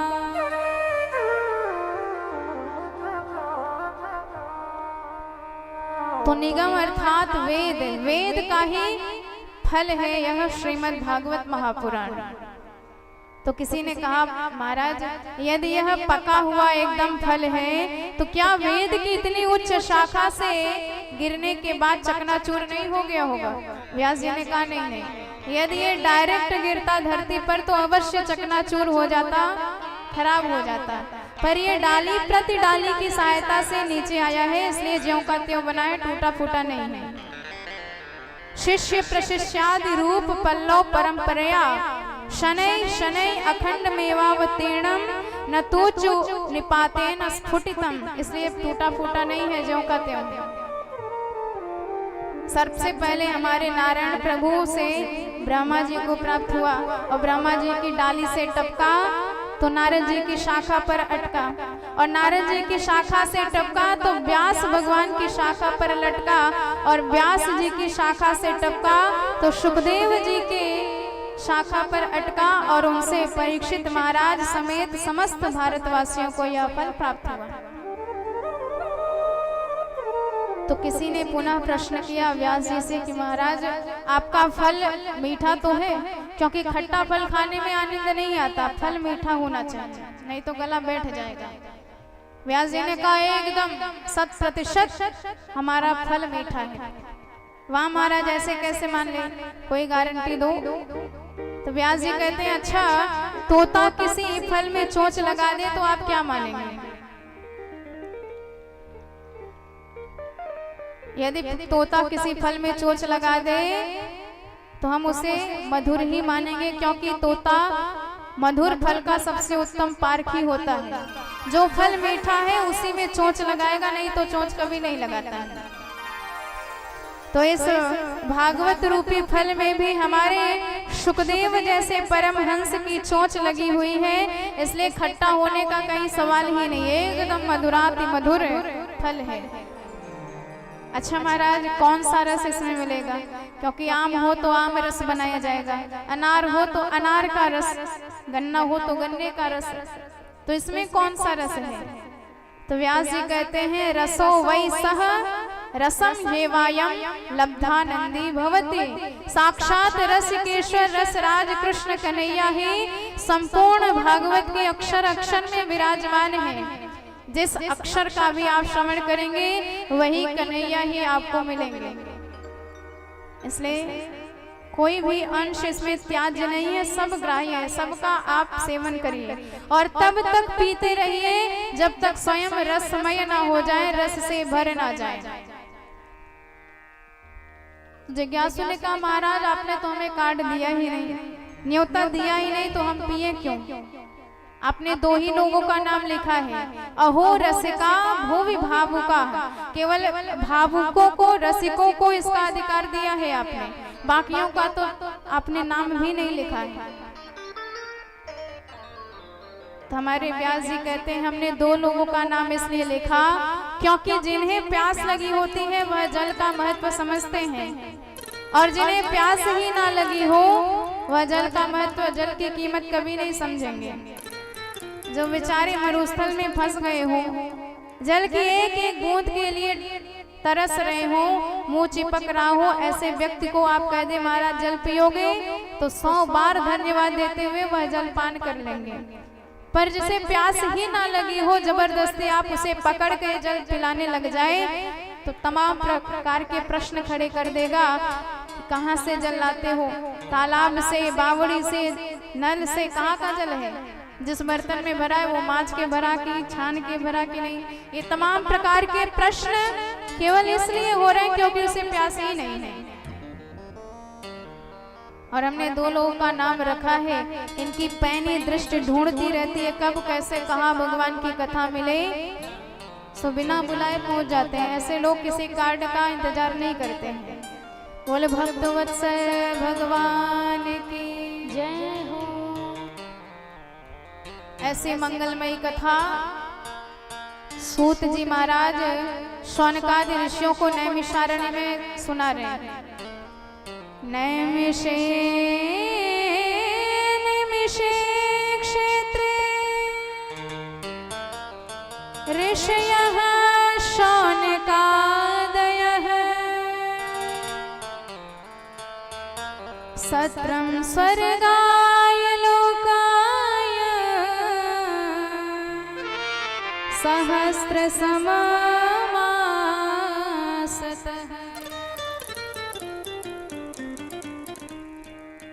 तो नैमिषारण्य जिसे चक्र तीर्थ भी कहा जाता है, ब्रह्मा जी का भेजा गया चक्र यही आके शांत हुआ निमिष, तो इसका नाम पड़ गया नैमिषारण्य। और जहाँ हमारा मन रूपी चक्र जाके शांत हो जाए उसे नैमिषारण्य कहा जाता है। तो मन को शांत करके ही भगवान की कथा सुनी जा सकती है। आज सारे संतों ने सूत जी महाराज से 6 प्रश्न किए और इन्हीं 6 प्रश्नों के उत्तर में संपूर्ण श्रीमद् भागवत का दर्शन करा दिया, श्रवण करा दिया सूत जी महाराज ने। किम श्रेयः शास्त्र सारः कः स्ववतार प्रयोजनम् किम कर्मः केवतारश्च धर्मः कम शरणं गतः।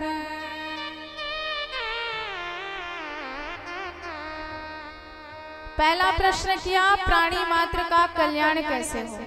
दूसरा प्रश्न किया शास्त्र तो बहुत है पर लोगों के पास समय ही नहीं है, लोग बहुत बिजी रहते हैं, तो ऐसे बिजी लोगों के लिए कुछ ऐसा छोटा सा बता दीजिए उसका अध्ययन करके इनका उद्धार हो जाए।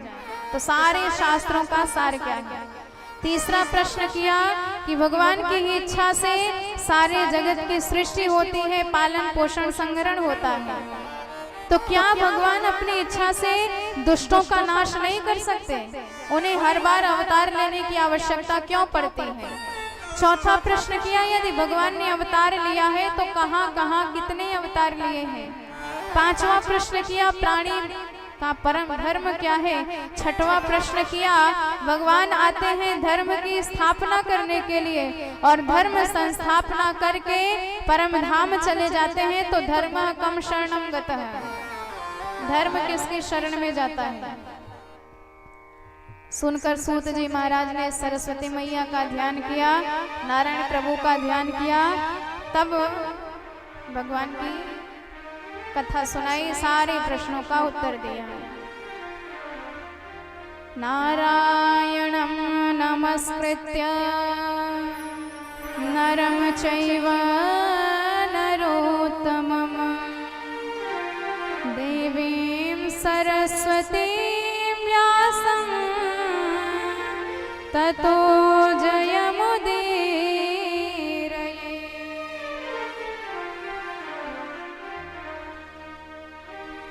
तत्पश्चात अपने गुरुदेव श्री सुखदेव जी का 2 श्लोकों में स्मरण करते हैं। कैसे हैं हमारे सुखदेव जी महाराज। यम प्रव्रजन् तमनुपेत कृत्या द्वैपायनो विरह कातरया जुहाव पुत्रेति तन्मयतया तर्वोदने दोष तम सर्वभूत हृदयं मुनिमानतोऽस्मि।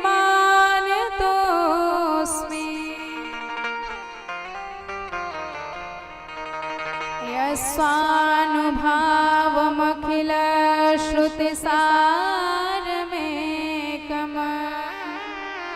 मध्यात्मदीपमतितिरशतां तमोन्धम् संसारिणां करुणया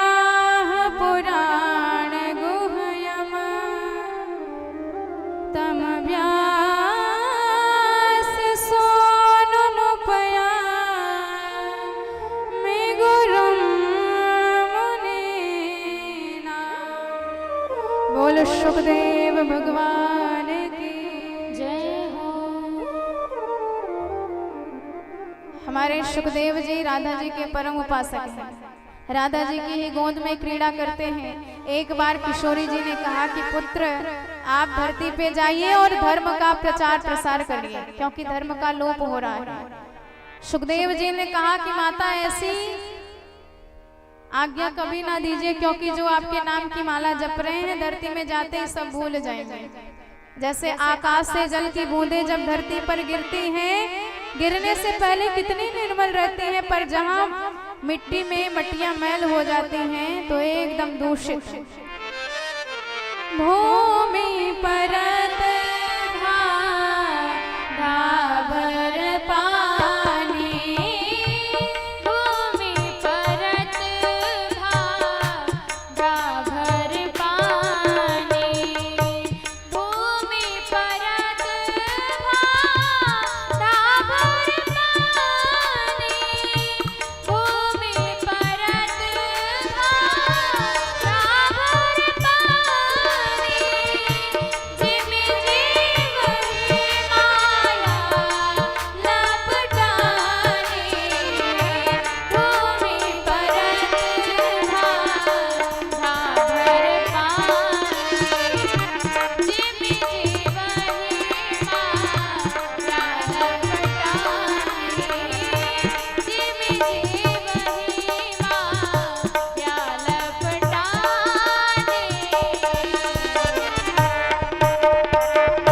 बोले भक्त वत्सल भगवान की जय हो। पर जब किशोरी जी ने आज्ञा दी तो सुखदेव जी मान गए और एक पक्षी के द्वारा अंडे में प्रादुर्भाव उनका हो गया। और पक्षी तो वह अंडा छोड़ के भाग गए। और इधर एक बार हमारे नारद जी ने सोचा कि सुखदेव जी का प्राकट्य तो कराना पड़ेगा। क्या बहाना ले?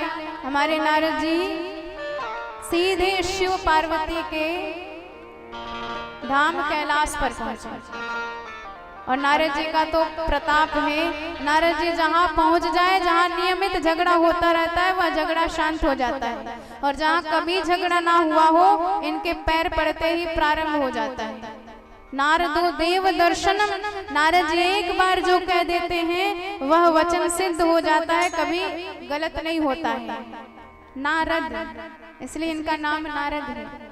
तो नारद जी आए, पार्वती मैया ने बड़ा सम्मान किया।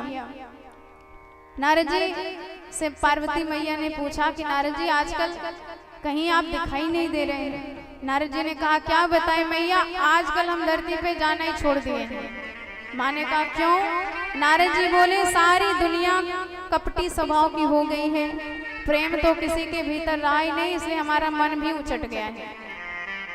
पार्वती मैया ने कहा नारद जी दुनिया कपटी स्वभाव की होगी, पर मेरे भोलेनाथ तो मुझसे बड़ा प्रेम करते हैं, और इतना ज्यादा प्रेम करते हैं कि इष्ट मंत्र किसी को बताया नहीं जाता, गोपनीय गोपनीय प्रयत्नतः कहा जाता है।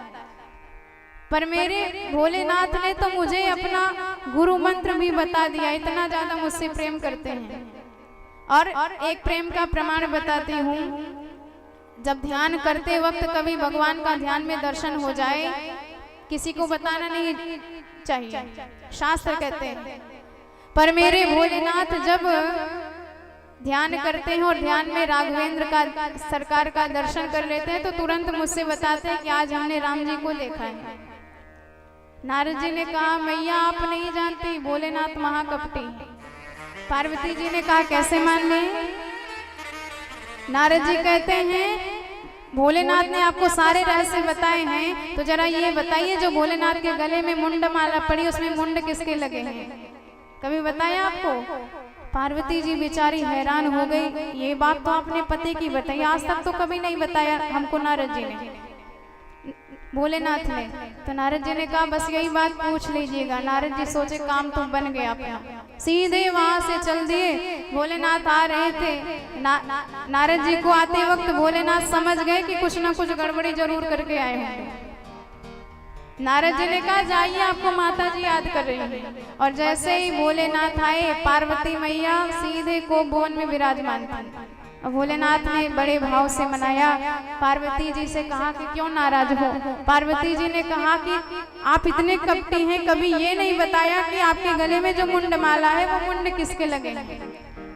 भोलेनाथ ने कहा पार्वती ये हमारे और आपके प्रेम की निशानी है। पार्वती जी ने कहा तब तो और महाकपटी निकले आप, ये कैसे प्रेम की निशानी भाई। भोलेनाथ ने कहा कि आपने जितने भी शरीर धारण किए हैं, हर जन्म में आपका मेरे साथ विवाह हुआ है, और जब आपका अंत हुआ है शरीर का, तब मैं आपसे इतना प्रेम करता हूँ कि आपके मुंड अपने गले में लटका लेता हूँ। पार्वती जी ने कहा इतने महाकपटी हो, आपने कौन सी दवाई पी रखी है जो आप कभी नहीं मरते हो, केवल मैं ही बार बार मरती रहती हूँ। भोलेनाथ ने कहा हमने तो राम जी की कथा का पान कर रखा है। पार्वती जी ने कहा तो वो कथा हमें भी सुनाइए। शिव जी ने कहा ठीक है सुना देंगे, लेकिन शर्त इतनी है कि मैं जब कथा सुनाऊंगा तो तुम हाँ जी दोहराती रहना, ताकि हमें पता चलता रहे कि आप कथा सुन रहे हैं। क्योंकि मैं नयन बंद करके कथा सुनाऊंगा और मुझे पता चलता रहना चाहिए कि हमारा श्रोता हमें सुन रहा है। पार्वती जी ने कहा ठीक है। भोलेनाथ ने कथा प्रारंभ करी और डमरू बजा के सबको भगा दिया, केवल वही अंडा पड़ा रहा। और जैसे ही प्रथम दिन की कथा भगवान ने सुनाई, लगातार कथा चलती जा रही है, एक भी क्षण का उसमें विराम नहीं है। पार्वती जी सुनती जा रही हैं। पहले दिन की कथा हुई तो उस अंडे में प्राण आ गए, साक्षात सुखदेव जी प्रकट हो गए और वह मंगलमयी कथा श्रवण करने लगे चुपचाप। 3 दिन की कथा हुई, सुखदेव जी सुनते चले जा रहे हैं। और जब उद्धव प्रसंग पे हमारे भोलेनाथ पहुंचे, कहने लगे, उद्धव जी ने भगवान से सन्यास का स्वरूप पूछा तो भगवान ने सारा सन्यास भाव बता रहे हैं। तो जब ज्ञान की बातें आई तो पार्वती मैया को झपकी आने लगी, और जैसे उन्हें निद्रा ने घेर लिया, सुखदेव जी तो हैरान रह गए। कहीं मैया ने हाँ जी कहना बंद कर दिया तो भोलेनाथ भी कथा करना बंद कर देंगे, कोई बाधा ना आए। तो सुखदेव जी ने ही अपने ही स्वर में हाँ जी कहना प्रारंभ कर दिया। अब जैसे कथा संपन्न हुई, भोलेनाथ ने जयकार लगाई, बोले कृष्ण भगवान की। पार्वती मैया की निद्रा टूटी। उन्होंने कहा कि महाराज तो उद्धव जी को क्या बताया भगवान ने। शिव जी ने कहा क्या मतलब, आप कथा नहीं सुन रही थी? तो कथा सुनी किसने? जैसे ध्यान दिया तो सुखदेव जी शुक्र रूप में कथा सुन रहे थे। भोलेनाथ ने कहा कथा सुनी कोई गलत नहीं, पर नियम से कथा नहीं सुनी है, इसलिए इनका वध कर देंगे। पीठ पीछे कभी कथा नहीं सुनी जाती। तो जैसे त्रिशूल उठाया, सीधे सुखदेव जी ने उड़ान भरी और व्यास जी की पत्नी विटका देवी तपस्या कर रही थी और ओमकार भर रही थी। जैसे ओम कहने के लिए मुख खुला, सुखदेव जी सीधे मुख में प्रवेश कर गए और गर्भ में स्थापित हो गए। अब 12 साल तक गर्भ से बाहर निकले ही नहीं। व्यास जी ने बार बार विनय किया कि बेटा बाहर निकलो, तेरी माँ को बड़ा कष्ट हो रहा है। सुखदेव जी ने कहा कि पिताजी यहाँ बड़ा आनंद है। जब तक जीव गर्भ में रहता है तब तक उसे याद रहता है हम कौन हैं, किस पाप से गर्भ में आए हैं, और जिस वक्त गर्भ से बाहर निकल जाते हैं तो इसी माया में एकदम मटिया मैल हो जाते हैं। माया को सब कोई भजे, पर माधव भजे न कोई, जो कदापि माधव भजे तो माया चेरी होय। तो साक्षात भगवान ने आके वचन भरा कि आप बाहर निकलिए, मेरी माया आपको कभी नहीं व्यापेगी। तब जाके सुखदेव जी मातृ गर्भ से बाहर आए और गर्भ से बाहर आते ही सीधे जंगल की तरफ भाग लिए, जिनका उपनयन संस्कार भी नहीं हुआ है। पिताजी पीछे से बेटा बेटा पुकारते जाते हैं और वृक्षों से प्रतिध्वनि आती है बेटा। मानो वृक्ष कहना चाहते हैं व्यास जी, हमने अपने सैकड़ों बेटों को, संतानों को संसार में परोपकार के लिए दे दिया, तो आप कम से कम एक बेटा तो दान में दे ही सकते हो। वृक्ष के बेटा कौन? फल है। एक भी फल वृक्ष अपने लिए नहीं रखते, पूरा दान में दे देते हैं। तो ऐसे सुखदेव जी के चरणों में बारंबार प्रणति। बोलो सुखदेव भगवान की जय हो। पहले प्रश्न का उत्तर दिया, परम धर्म क्या है जीवन में? सवै पुंसां परो धर्म यतो भक्ति अधोक्षजे अहैतुक्या अप्रतिहता ययात्मा संप्रसीदति। परम धर्म क्या है? भगवान के चरणों में प्रेम।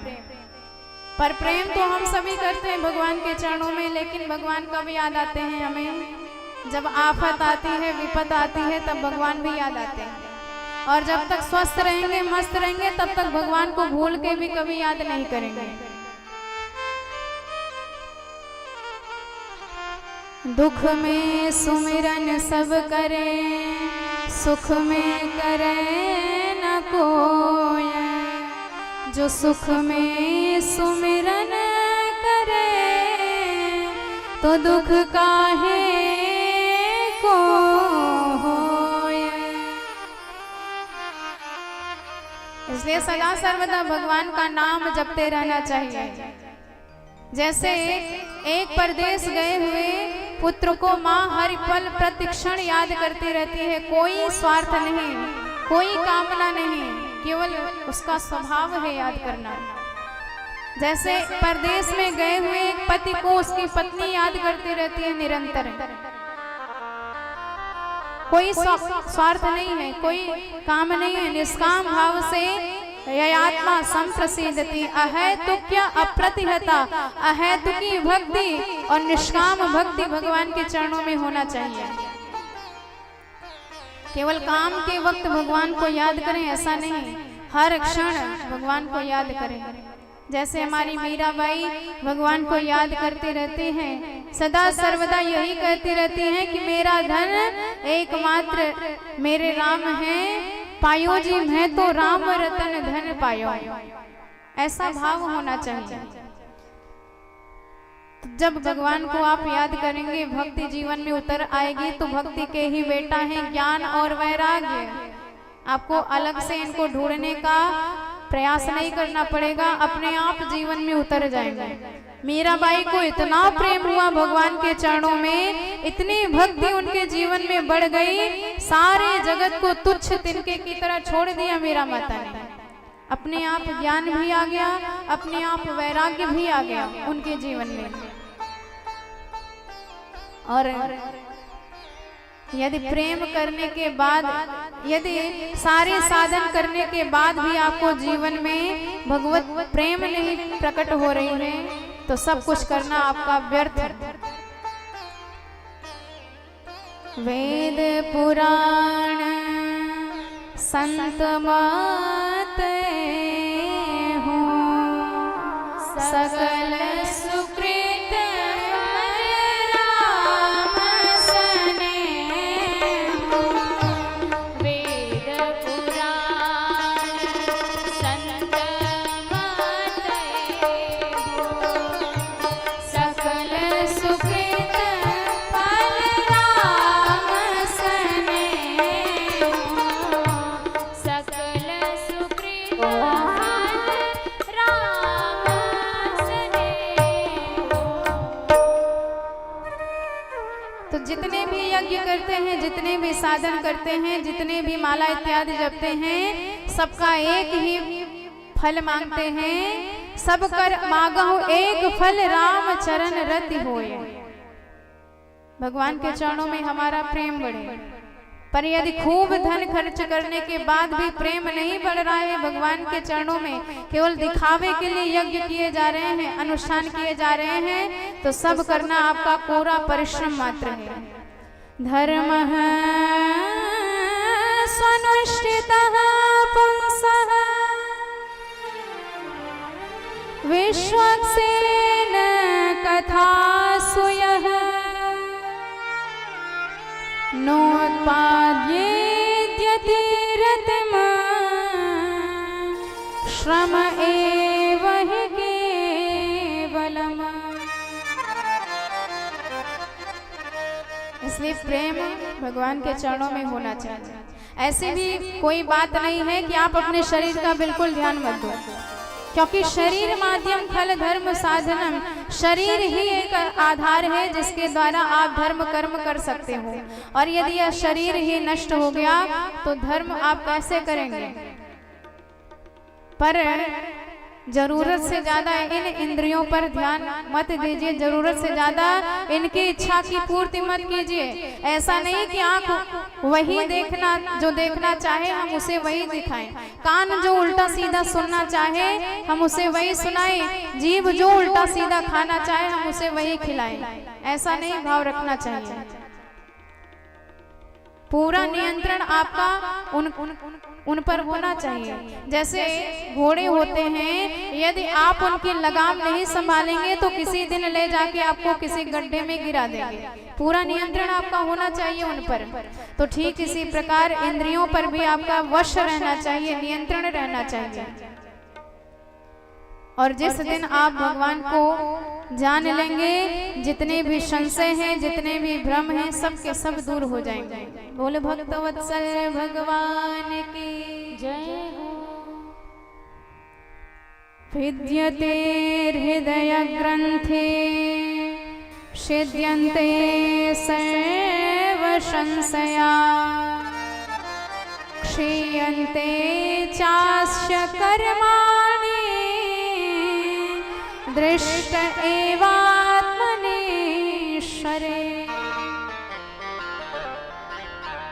सारे संदेह, सारे संशय, सारे भ्रम उसी वक्त आपके दूर हो जाएंगे जिस वक्त आप भगवान को जान लेंगे। और निर्गुण निराकार सगुण भगवान में कोई ज्यादा अंतर नहीं है, पर दोनों का काम अलग अलग है। जैसे बर्फ से ही जल बनता है और जल से ही बर्फ बनता है, दोनों एक दूसरे से ही बनते हैं, पर देखने में रूप में दोनों अलग अलग हैं, दोनों का अलग अलग अपना अपना काम है। अब कोई प्यासा व्यक्ति आपसे जल मांगे, आप उसे बर्फ का ढेला पकड़ा दो तो फिर आपको डांट देगा, क्योंकि उसे प्यास लगी है। भले ही जल से बर्फ बनता है, पर बर्फ वो काम नहीं कर पाएगा जो काम जल करेगी। ठीक इसी प्रकार जो निर्गुण निराकार ब्रह्म है, वही सगुण साकार ब्रह्म बनता है। जो घट घट में व्याप्त है वही हमारे राघवेंद्र सरकार है, वही हमारे कृष्ण भगवान है। कहने में अलग अलग है, नाम अलग अलग है, पर तत्वतः सब वही है। जैसे आटे से ही पूड़ियाँ बनती है, रोटियाँ बनती है, कचौड़ियाँ बनती है, पराठे बनते हैं, पर किसी को रोटी पसंद, किसी को पूड़ी, किसी को कचौड़ी। वैसे सब में आटा है, पर रूप अलग अलग है, नाम अलग है, पसंद अलग है। ऐसे सारे तत्व एक ही हैं, ईश्वर परम सत्य है, पर नाम अलग है। किसी को मर्यादा पुरुषोत्तम राम पसंद है, किसी को छैल छबीले बांके बिहारी सरकार पसंद है, किसी को भूत भावन भोलेनाथ पसंद है, किसी को अत्यंत बलवंत हनुमंत लाल पसंद है, किसी को सिंह वाहिनी अष्टभुजी दुर्गा माता पसंद है। तो चाहे जो आपको पसंद हो उन्हीं भगवान की उपासना करिए, सब एक ही तत्व है, कोई अंतर किसी में नहीं है। बोल भक्तवत्सल भगवान की जय हो। और जब प्रश्न किया कि श्रीमद् भागवत की रचना किसने करी, कब करी, तो उसके लिए बताते हैं कि द्वापर युग के अंतिम चरण में साक्षात भगवान के अंशावतार कृष्ण द्वैपायन वेद व्यास भगवान का प्राकट्य हुआ। द्वापरे समनु प्राप्ते तृतीये युग पर्यये जातः पराशराद्योगी वासव्य कलया हरे। व्यास जी परम ज्ञानवान, त्रिकाल दृष्टा, और जैसे ही भविष्य को देखा व्यास जी समझ गए कि कितना घोर कलयुग आने वाला है। लोगों की बुद्धि भी मंद, भाग्य भी मंद। कदाचित किसी की बुद्धि मंद हो तो भाग्य के बल पे जीवन चल जाएगा, और भाग्य मंद हो तो बुद्धि के बल पे जीवन चल जाएगा। लेकिन जिसकी बुद्धि भी मंद, भाग्य भी मंद, तो बेचारा कैसे जीवन जिएगा। तो व्यास जी ने यही सोचकर एक वेद को 4 भागों में बांट दिया। ऋग्वेद, सामवेद, अथर्ववेद, यजुर्वेद, 4 भागों में विभाजित कर दिया। फिर भी शांति नहीं मिली तो एक एक करके 17 पुराण रच डाले, फिर भी मन में कोई शांति नहीं आई। व्यास जी विचार करने लगे कि आखिर मुझसे गलती कहाँ हो रही है, आखिर मैं कौन सा काम करूं समाज के लिए जिससे लोगों का कल्याण भी हो जाए और मुझे शांति भी मिल जाए। सोच ही रहे थे कि उसी वक्त हमारे नारद जी नारायण नारायण संकीर्तन करते हुए पहुंच गए। नारायण नारायण नारायण श्रीमन नारायण नारायण श्रीमन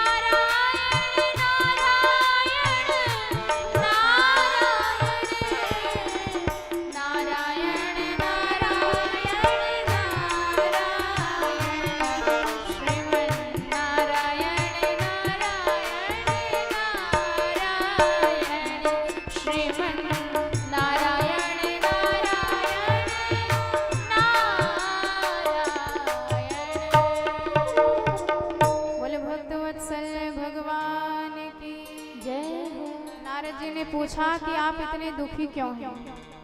पाराशर महाभाग भवतः कच्चिदात्मना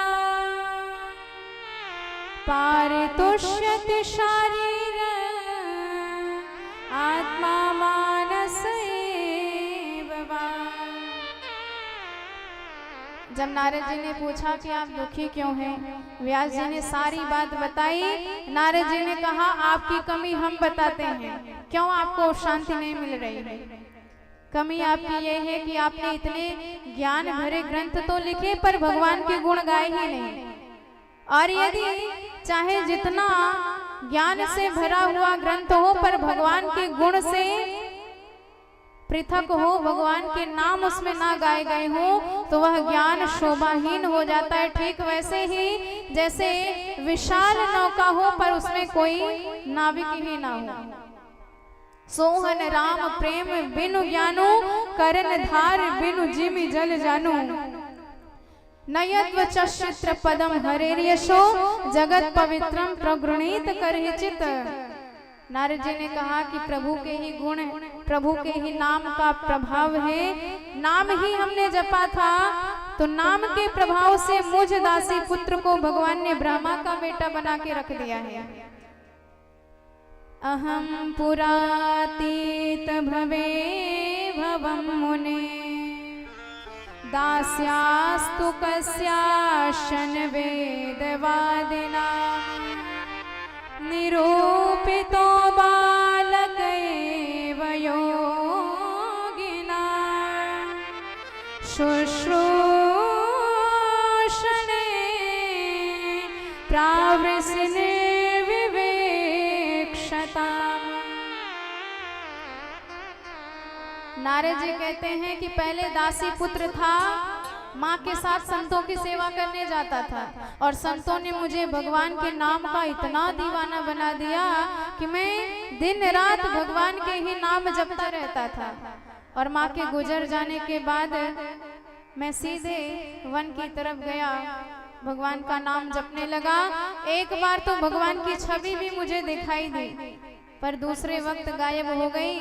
भगवान ने आकाशवाणी से कहा कि अभी तुम सिद्ध नहीं हो, जिस दिन तुम्हारी पूरी तपस्या हो जाएगी उसी दिन हम तुम्हें मिल जाएंगे। प्रलय हुआ और मुझे सीधे ब्रह्मा का बेटा बनाया, और मैंने ब्रह्मा का बेटा बनने के बाद भी, इतना श्रेष्ठ पद प्राप्त करने के बाद भी भगवान के नाम को नहीं छोड़ा। दिन रात 24 घंटे नाम जपता रहता। और एक दिन तो इतना प्रभु के सामने भाव विभोर होके नाम जप करके हमने नृत्य किया कि सरकार परम गदगद हो गए और अपनी दिव्य गुणमयी वीणा हमें प्रदान कर दी और कहा कि नारद जी, आज के बाद इसी वीणा पर मेरे नाम का संकीर्तन करते हुए नाम का प्रचार प्रसार पूरी दुनिया में आप करिएगा। तो उस नाम का ही प्रभाव है, चाहे दानवों में जाऊं, मानवों में जाऊं, चाहे जहां जाऊं, सर्वत्र मेरी प्रशंसा होती है, मेरी पूजा होती है। यह साक्षात भगवान के नाम की पूजा है जिसने मुझे आज जगत पूज्य बना दिया। बोलो भक्तवत्सल भगवान की जय हो। देवदत्ता में मां वीणा, देवदत्ता में मां वीणा, देवदत्ता में मां वीणा, देवदत्ता में मां वीणा, स्वर ब्रह्म विभूषिता, स्वर ब्रह्म विभूषिता, देवदत्ता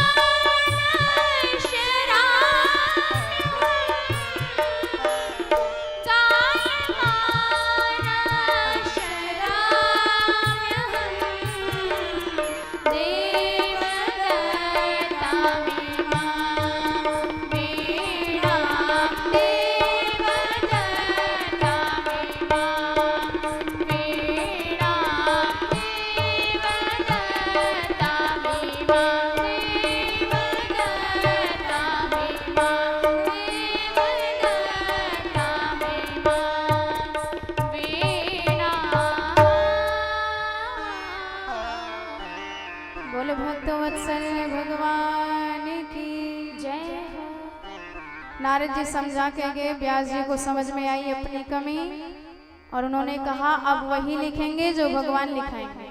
सीधे सरस्वती नदी में स्नान करके विराजमान हो गए अपने सम्याप्रास आश्रम में और भागवत की मंदाकिनी प्रकट हो गई, गुनगुनाते गए और गणेश जी लिखते गए। 18,000 श्लोकों की पावन संहिता तैयार हो गई और व्यास जी ने सोचा कि किसी परमहंस को ही प्रदान करना चाहिए। बेटा याद आ गया शुकदेव, पर न जाने कहाँ होगा, तो अपने 2-4 शिष्यों को 2-4 श्लोक रटाया और कहा कि यत्र तत्र गुनगुनाओ।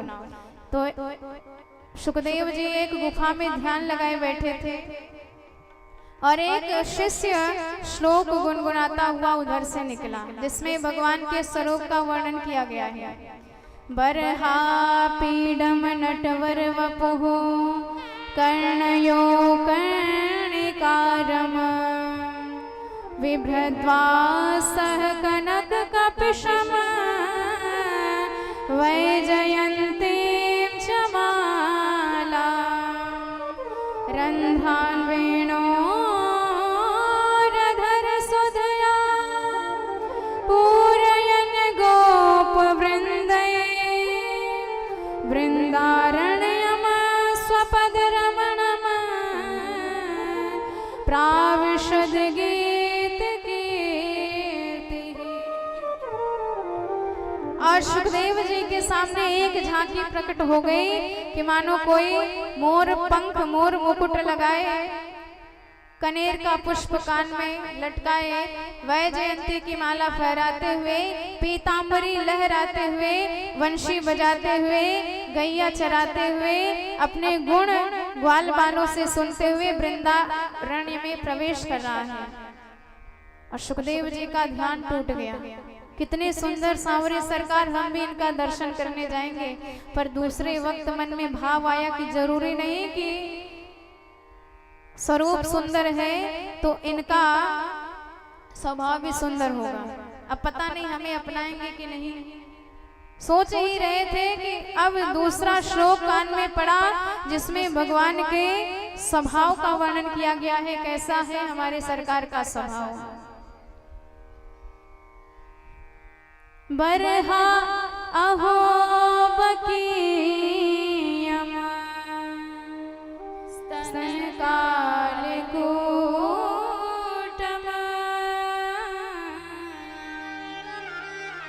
जिघांसया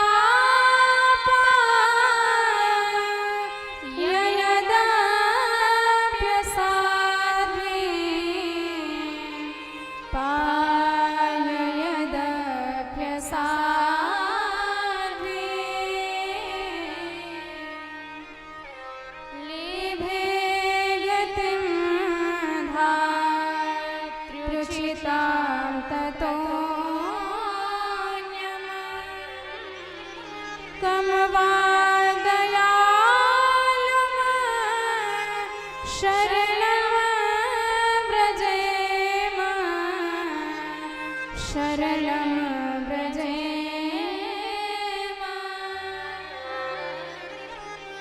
परम आश्चर्य बकीना पूतना का, जो भगवान को मारने की दुर्भावना से प्रेरित होके स्तनों में जहर लगा के आई है। पर धन्य है प्रभु का स्वभाव, सारी उस पापनी के पाप पर पर्दा डाल दिया भगवान ने और कहा कि इसने काम मैया के जैसा किया है तो धाम भी मैया के ही जैसा देंगे, और उसे भी भक्तों के धाम में भेज दिया। कौन होगा इतना कृपालु और दयालु। सुखदेव जी परम आनंदित हो गए, दौड़े आए कि बच्चों बड़े सुंदर श्लोक सुनाए, 2-4 और सुनाओ। बच्चों ने कहा हमें इतना ही पता है, ज्यादा आनंद लेना है तो हमारे गुरुदेव के पास जाइए। सुखदेव जी दौड़ करके आए और व्यास जी ने पात्र समझ के सारी भागवत उन्हें कंठस्थ करा दी, प्रदान कर दी। बोल भक्त वत्सल भगवान की जय हो। तो यह भगवान के नाम का प्रभाव है जिसने सुखदेव जी के ध्यान को भी भंग कर दिया, आकर्षित कर लिया अपनी तरफ।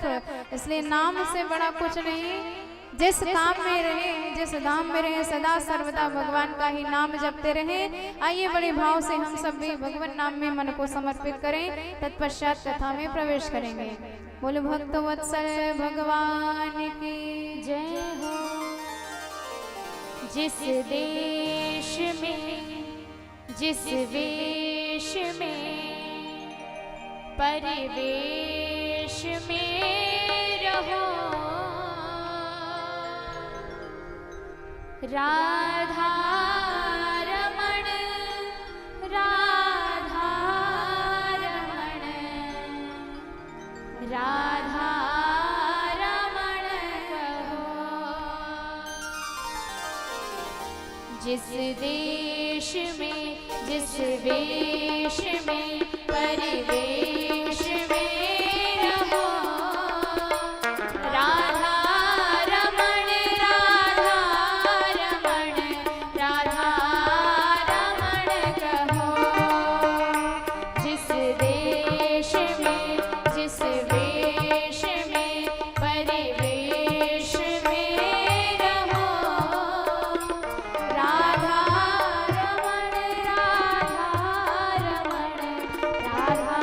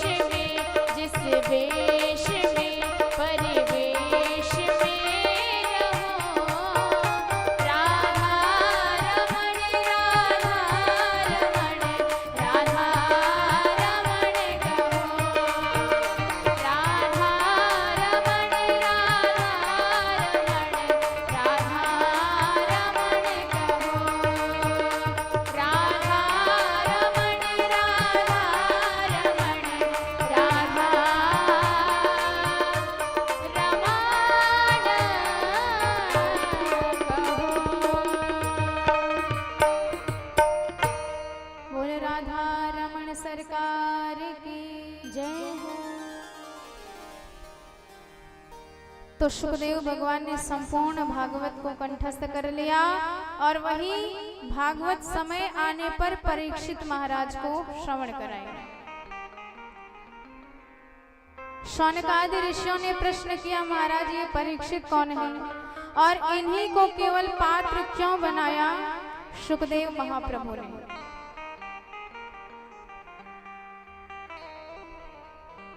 तो अब परीक्षित कथा में प्रवेश करते हैं। सूत जी ने बताया कि जब महाभारत का अंतिम युद्ध था, अंतिम दिवस का युद्ध, भीम की विशाल गदा ने दुर्योधन के जंघे को तोड़ डाला और उसे अधमरा वहीं छोड़ करके सारे पांडव अपने अपने शिविर में आके विश्राम कर रहे हैं। यदा मृधे को रावशृञ्जयाना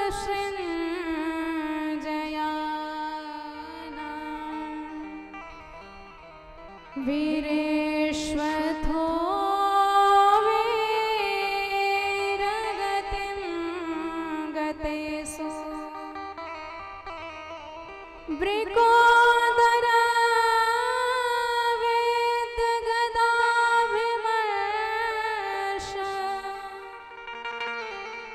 भगनो रुदुण्डै धृतराष्ट्रपुत्रै।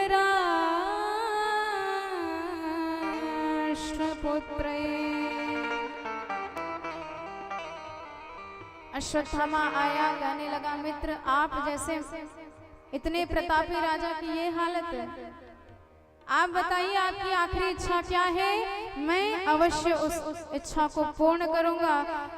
दुर्योधन ने कहा कि मित्र हम 100 भाई थे और हमारे शत्रु पांडव 5 भाई थे, पर 5 में से एक भी नहीं समाप्त हुआ और हम 100 में से एक भी नहीं बचे। शत्रु पक्ष की एक की भी संख्या कम हो जाए तो मैं चैन से मर सकूंगा। अश्वत्थामा ने कहा यही बात है तो चिंता मत करिए, मैं उन 5 को मार करके तुम्हारे सामने लाऊंगा। अश्वत्थामा चल दिया प्रतिज्ञा करके। उसने सोचा क्या करूं, पांडव बलशाली है, मैं अकेला हूं। तो उसने ध्यान दिया कि जैसे उल्लू और कौवे के बीच में युद्ध हुआ, सारे कौवों ने, दिन का समय था तो उल्लुओं को मार मार के भगा दिया। तो उल्लुओं ने सोचा कि दिन में तो कुछ नहीं कर पाएंगे, पर रात्रि के वक्त कौवों को दिखाई नहीं देगा, तब इनका काम तमाम करेंगे। ठीक इसी प्रकार अश्वत्थामा ने भी रात्रि का सहारा लिया और जिसकी रक्षा भगवान करना चाहे उसको कोई कुछ नहीं कर सकता है। पांडवों को लेकर के सीधे प्रभु विजय मनाने के लिए दूर चले गए। पांडवों की सोनी शैया पर 5 पांडव पुत्र आके शयन करें। अंधकार में अश्वत्थामा पहचान नहीं पाया, 5 का सिर काट लिया और पूरे शिविर में आग लगा डाली। और इधर जैसे ही दुर्योधन को दिखाया, ध्यान से दुर्योधन ने देखा, पहचान गया, कहने लगे मित्र इन बच्चों का वध करके तूने कुल में पानी देने वाला तक कोई नहीं छोड़ा, इन अबोध बालकों ने क्या बिगाड़ा था तेरा। इतना कष्ट में भर गया कि प्राणांत हो गया उसका। इधर द्रौपदी मैया को पता चला तो छाती पीट पीट कर चीख चीख कर रुदन करने लगे।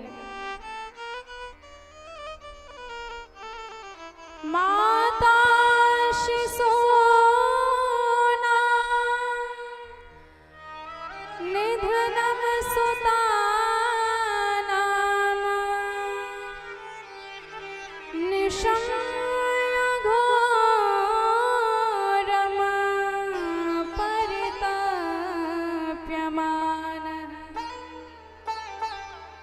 तदा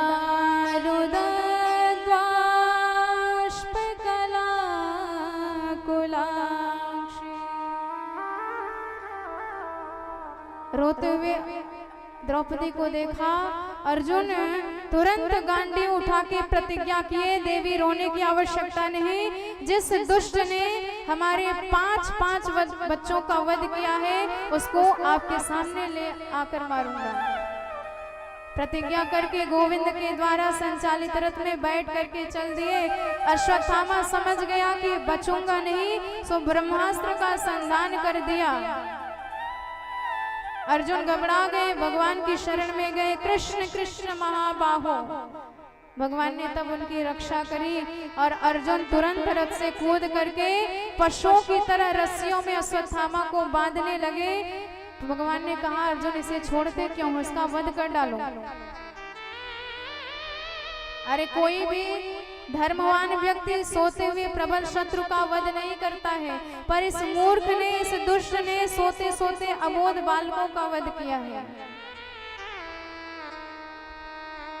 मत्तम प्रमुत्तम उन्मत्तम सुप्तम बालम स्त्रियम जडम प्रपन्नम विरथम भीतम नरिपुमहन्ति धर्मवित। पर अर्जुन ने कहा कि सरकार, मैंने द्रौपदी से प्रतिज्ञा करी है, उसी के सामने वध करेंगे। और पशुम रसनया यथा बांध करके जैसे ही द्रौपदी के पास लाए, द्रौपदी ने देखा तो दौड़ करके सारे बंधन तोड़ने लगी, खोलने लगी। तो अर्जुन ने समझाया कि देवी, ये आपके बच्चों का हत्यारा है, आप इस पे दया दिखा रही हो। द्रौपदी ने कहा कि सरकार, दया तो नहीं आती, पर मैं एक माँ हूँ और मेरे बच्चे मरे हैं तो मुझे कष्ट हो रहा है, तो उस कष्ट में दूसरी माँ को क्यों मैं डुबा दूं। आपकी गुरु माता जिन्हें सहारे के नाम पर केवल अश्वत्थामा का अवलंब मिला है, पतिदेव तो महाभारत के युद्ध में कब से मर चुके हैं। मारोदी दस्य जननी गौतमी पति देवता यथा हम मृतवत्सारता रोदिम्य सुमुखी मुहु। इसलिए मुझे इस पर दया आती है, कैसा भी सही बुरा भला, पर आपका गुरु पुत्र है और गुरु पुत्र गुरु की तरह वंदनीय होता है। युधिष्ठिर जी ने कहा, बात तो सही है, पर भीम की आंखें टेढ़ी हो गई, आप सब छोड़ दीजिए, मैं नहीं छोड़ने वाला। और अर्जुन भी बेचारे प्रतिज्ञाबद्ध है। भगवान से प्रश्न किया, प्रभु ऐसे समय में क्या करना चाहिए? तो प्रभु ने कहा, जो शास्त्र कहते हैं वही करना चाहिए। और शास्त्र कहते हैं कि ब्राह्मण चाहे जितना आतताई हो, उसका कभी वध नहीं किया जाता है। और दूसरी तरफ शास्त्र ये भी कहते हैं, आतंकवादी चाहे जो हो, उसे छोड़ना नहीं चाहिए, तुरंत उसका वध करना चाहिए।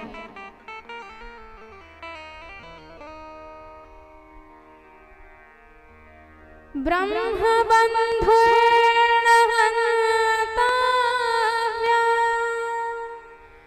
आतताई वधाहिणः मयैव भयमातम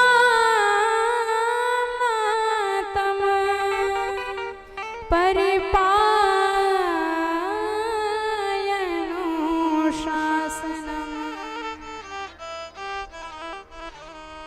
अर्जुन ने कहा, जय हो सरकार, दोनों बातें तो आपने ही कर डाली। एक तरफ कहते हो मारना नहीं चाहिए, दूसरी तरफ कहते हो छोड़ना नहीं चाहिए, मैं क्या करूं? अर्जुन जानते हैं कि ये टेढ़ी टांग वाले हमेशा उल्टा ही बोलना जानते हैं, हर मामला इनका उल्टा है, कभी सीधा बोलना सीखा ही नहीं। पर अर्जुन भी पक्के चेला है, भगवान के गुरुजी बना के गीता का ज्ञान लिया है। सो गीता जी का एक श्लोक याद आ गया, जिसमें भगवान कह रहे हैं, संभावितस्य चा कीर्तिर्मरणादति रिच्यते। किसी सम्माननीय व्यक्ति का अपमान कर दो तो जितनी बार अपना अपमान याद करेगा उतनी मौत मरेगा। संभावित कहो आप जिस लाहो, संभावित कहो आप जिस लाहो, मरण कोटि सम दारुण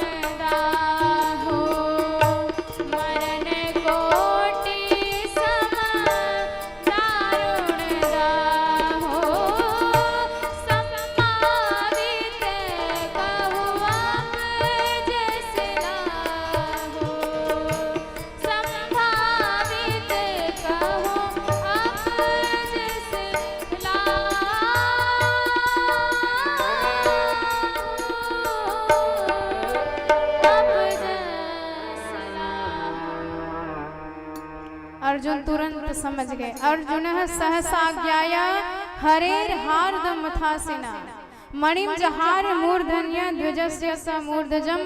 अश्वत्थामा के माथे में मणि चमक रही थी। अर्जुन ने वही मणि छीन के निकाल लिया और जबरदस्ती धक्का मार करके शिविर से बाहर कर दिया। ब्राह्मण का दैहिक वध नहीं किया जाता, पर यदि उसका अपमान कर दो तो मृत्यु के ही बराबर होता है। वपनम द्रविणा दानम स्थानम निर्यापणम तदा एस ही ब्रह्म बंधुर न वधो नान्योस्थित है। अश्वत्थामा एकदम अपमान की ज्वाला में जल गया। प्रतिज्ञा कर ली कि मेरा नाम भी अश्वत्थामा नहीं, इनके खानदान में कोई पानी देने वाला नहीं छोड़ूंगा। और इधर भगवान ने सारे पांडवों से आज्ञा मांगी कि अब हम अपनी द्वारकापुरी जाएंगे। न चाहते हुए भी पांडव विदा करने के लिए रथ मंगवाए और भगवान उस रथ में विराजमान होने वाले हैं। एक पैर रथ पे रखा, एक पैर नीचे है, एक हाथ से रथ पकड़ रखा है, एक हाथ से आशीर्वाद दे रहे हैं। और उसी वक्त एक रोती चीखती बाल विधवा आई और सीधे भगवान के चरणों पर गिर पड़ी। पाहि पाहि महायोगिन देव देव जगत्पते नान्यम त्वद्भयम् पश्ये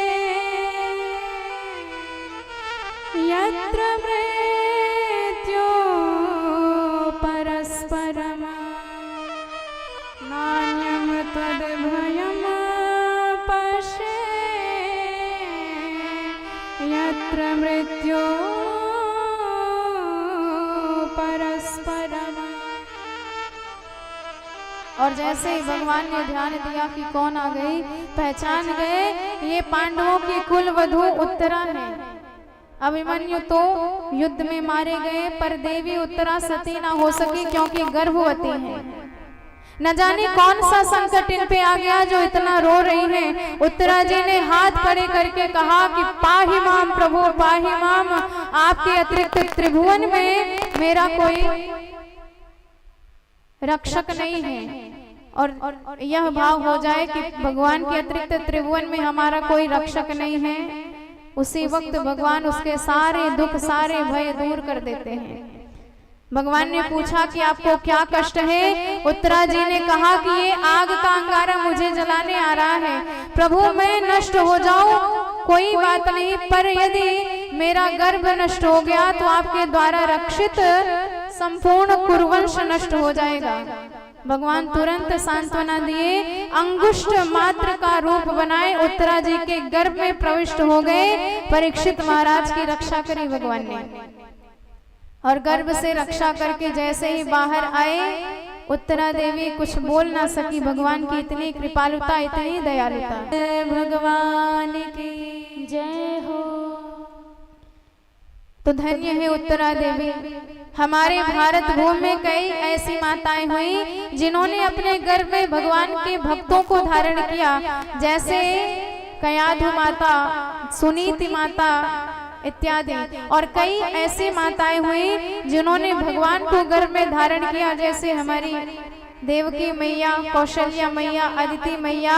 पर पूरे भारत भूमि की उत्तरा देवी ऐसी माता है जिनके गर्भ में भक्त और भगवान दोनों का संगम हुआ।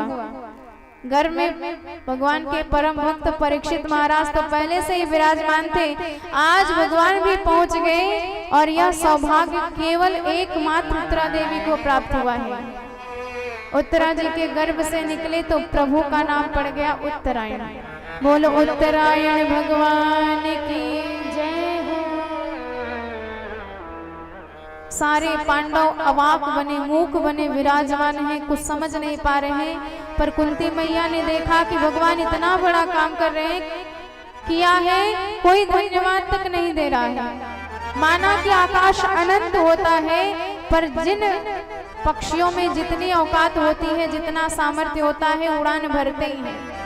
माना कि प्रभु के गुण गण अनंत है, कोई पार नहीं पा सकता, पर सारे ऋषि मुनि अपने अपने ज्ञान के अनुसार, भाव के अनुसार तो भगवान का गुणगण गाते हैं। कुंती मैया ने भगवान के 26 श्लोकों में बड़ी दिव्य, बड़ी सुंदर स्तुति करी, और उस स्तुति में एक ही भाव कहती है कुंती मैया कि प्रभु मुझे वही मार्ग बताइए, वही राह दिखाइए जिससे मैं आप तक पहुंच सकूं, क्योंकि इस संसार में, इस बंधन में रह के अब हम ऊब चुके हैं, अब केवल भगवत रस का पान करना चाहते हैं, इसलिए सारे बंधनों को छोड़कर बस आपके चरणों में आना चाहते हैं। बड़ी भव्य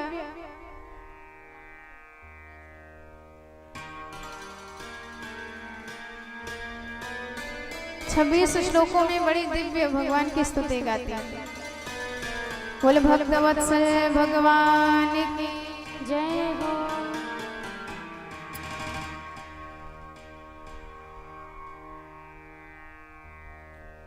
नमस्ये पुरुषं त्वाद्यम् ईश्वरः प्रकृते परम अलक्ष्यम् सर्वभूतानां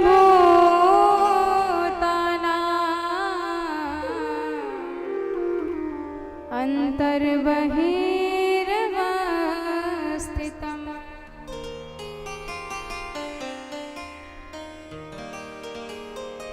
माया जवन का छन्न अज्ञाधोक्ष जमा व्यय न लक्ष्य से मूढ़ दृशा नटो नाट्य धरो यथा। बोल भक्तवत्सल भगवान की जय हो। बड़ी प्यारी स्तुति करती है कुंती मैया की, हे प्रभु इस माया के बंधनों से छूटना केवल आपकी ही कृपा से संभव हो सकता है, नहीं तो लाख साधन लाख प्रयास हम सब करते रहे, पूरा जन्म गुजर जाएगा, पूरा जन्म समाप्त हो जाएगा, लेकिन आपकी माया से पार कोई नहीं पा सकता है। तो जब आपकी कृपा होगी तभी इस दुस्तर नदी से हम पार जा सकते हैं। तो आइए हम सब भी कुंती मैया के साथ भगवान के श्री चरणों में मन को समर्पित करें और यही वाणी को विराम कल समयानुसार हम सब कथा में प्रवेश करेंगे। बोले भक्तवत्सल भगवान की जय हो। हे प्रभु मुझे बता दो चरणों में कैसे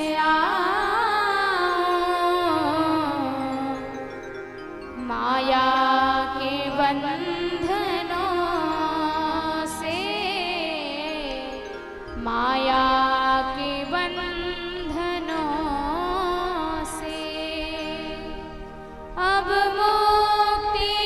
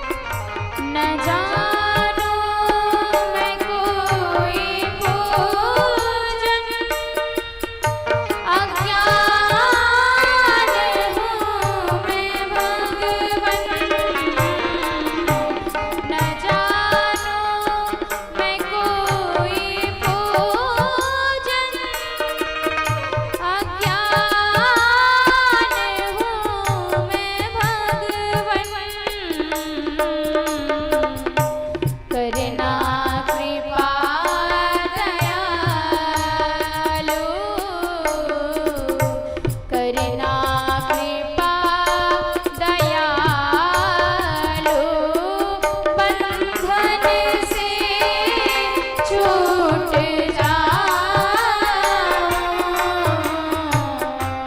हे प्रभु मुझे बता दो, चरणों में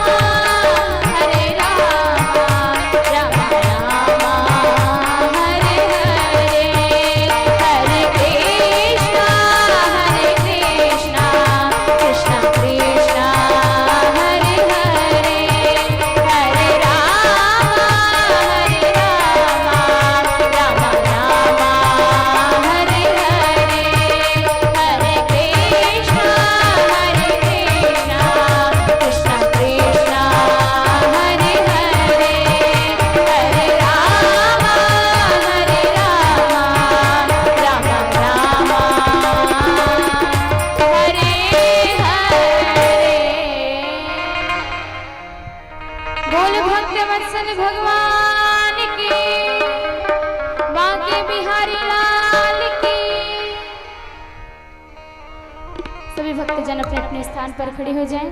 आइए हम सभी लोग मिलकर के श्रीमद् भागवत महापुराण की आरती करते हैं।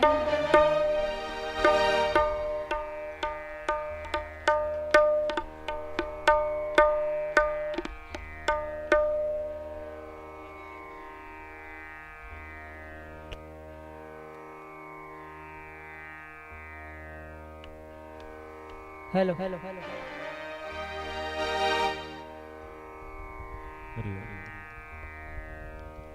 श्री सांवले सरकार की।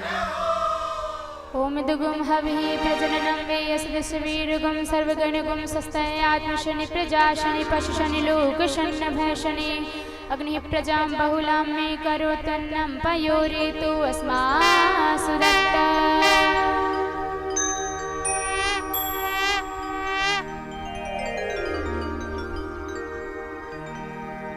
श्री बांके बिहारी तेरी आरती गाऊं, आरती गाऊं प्यारे आपको रिझाऊं।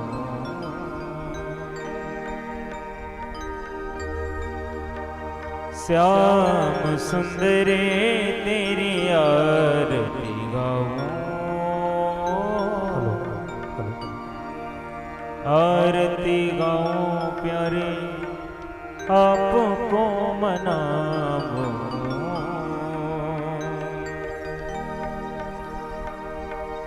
बांके बिहारी तेरी आरती गाऊं, आरती गाऊं प्यारे आपको मनाऊं।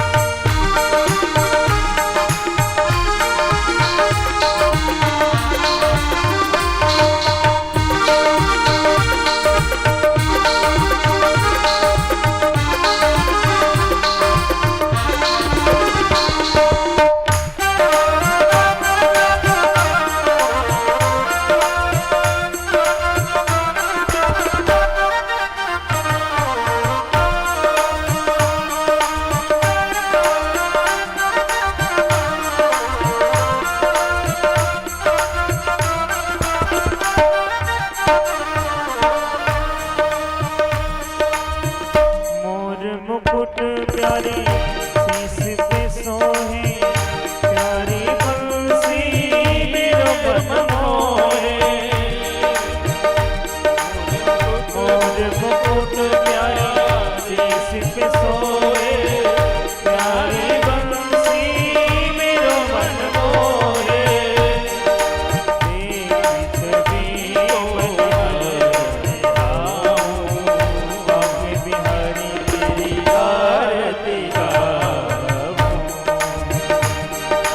बांके बिहारी तेरी आरती गाऊं, आरती गाऊं प्यारे आपको मनाऊं।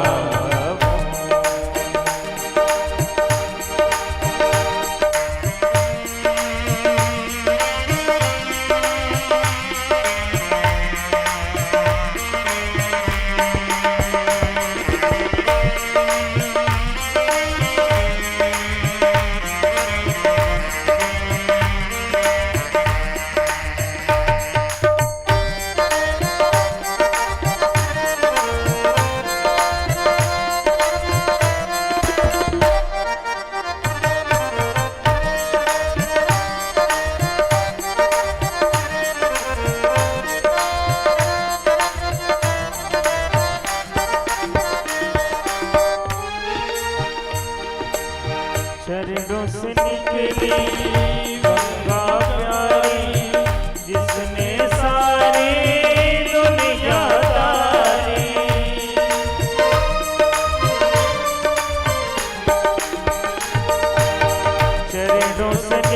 में गंगा प्यारी, जिसने सारे दुनिया तारी, उन चरणों के मैं दर्शन पाऊं,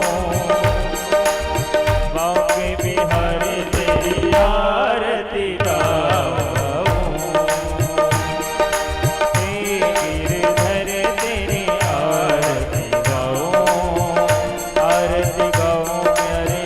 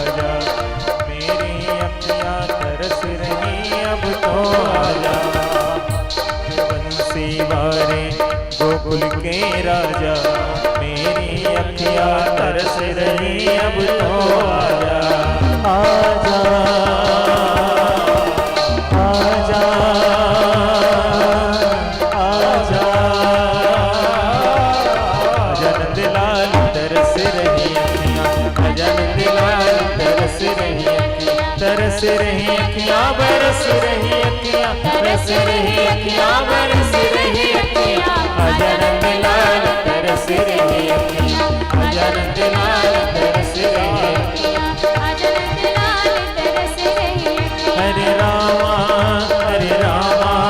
राम रामा हरे हरे हरे कृष्णा कृष्णा कृष्णा हरे हरे हरे राम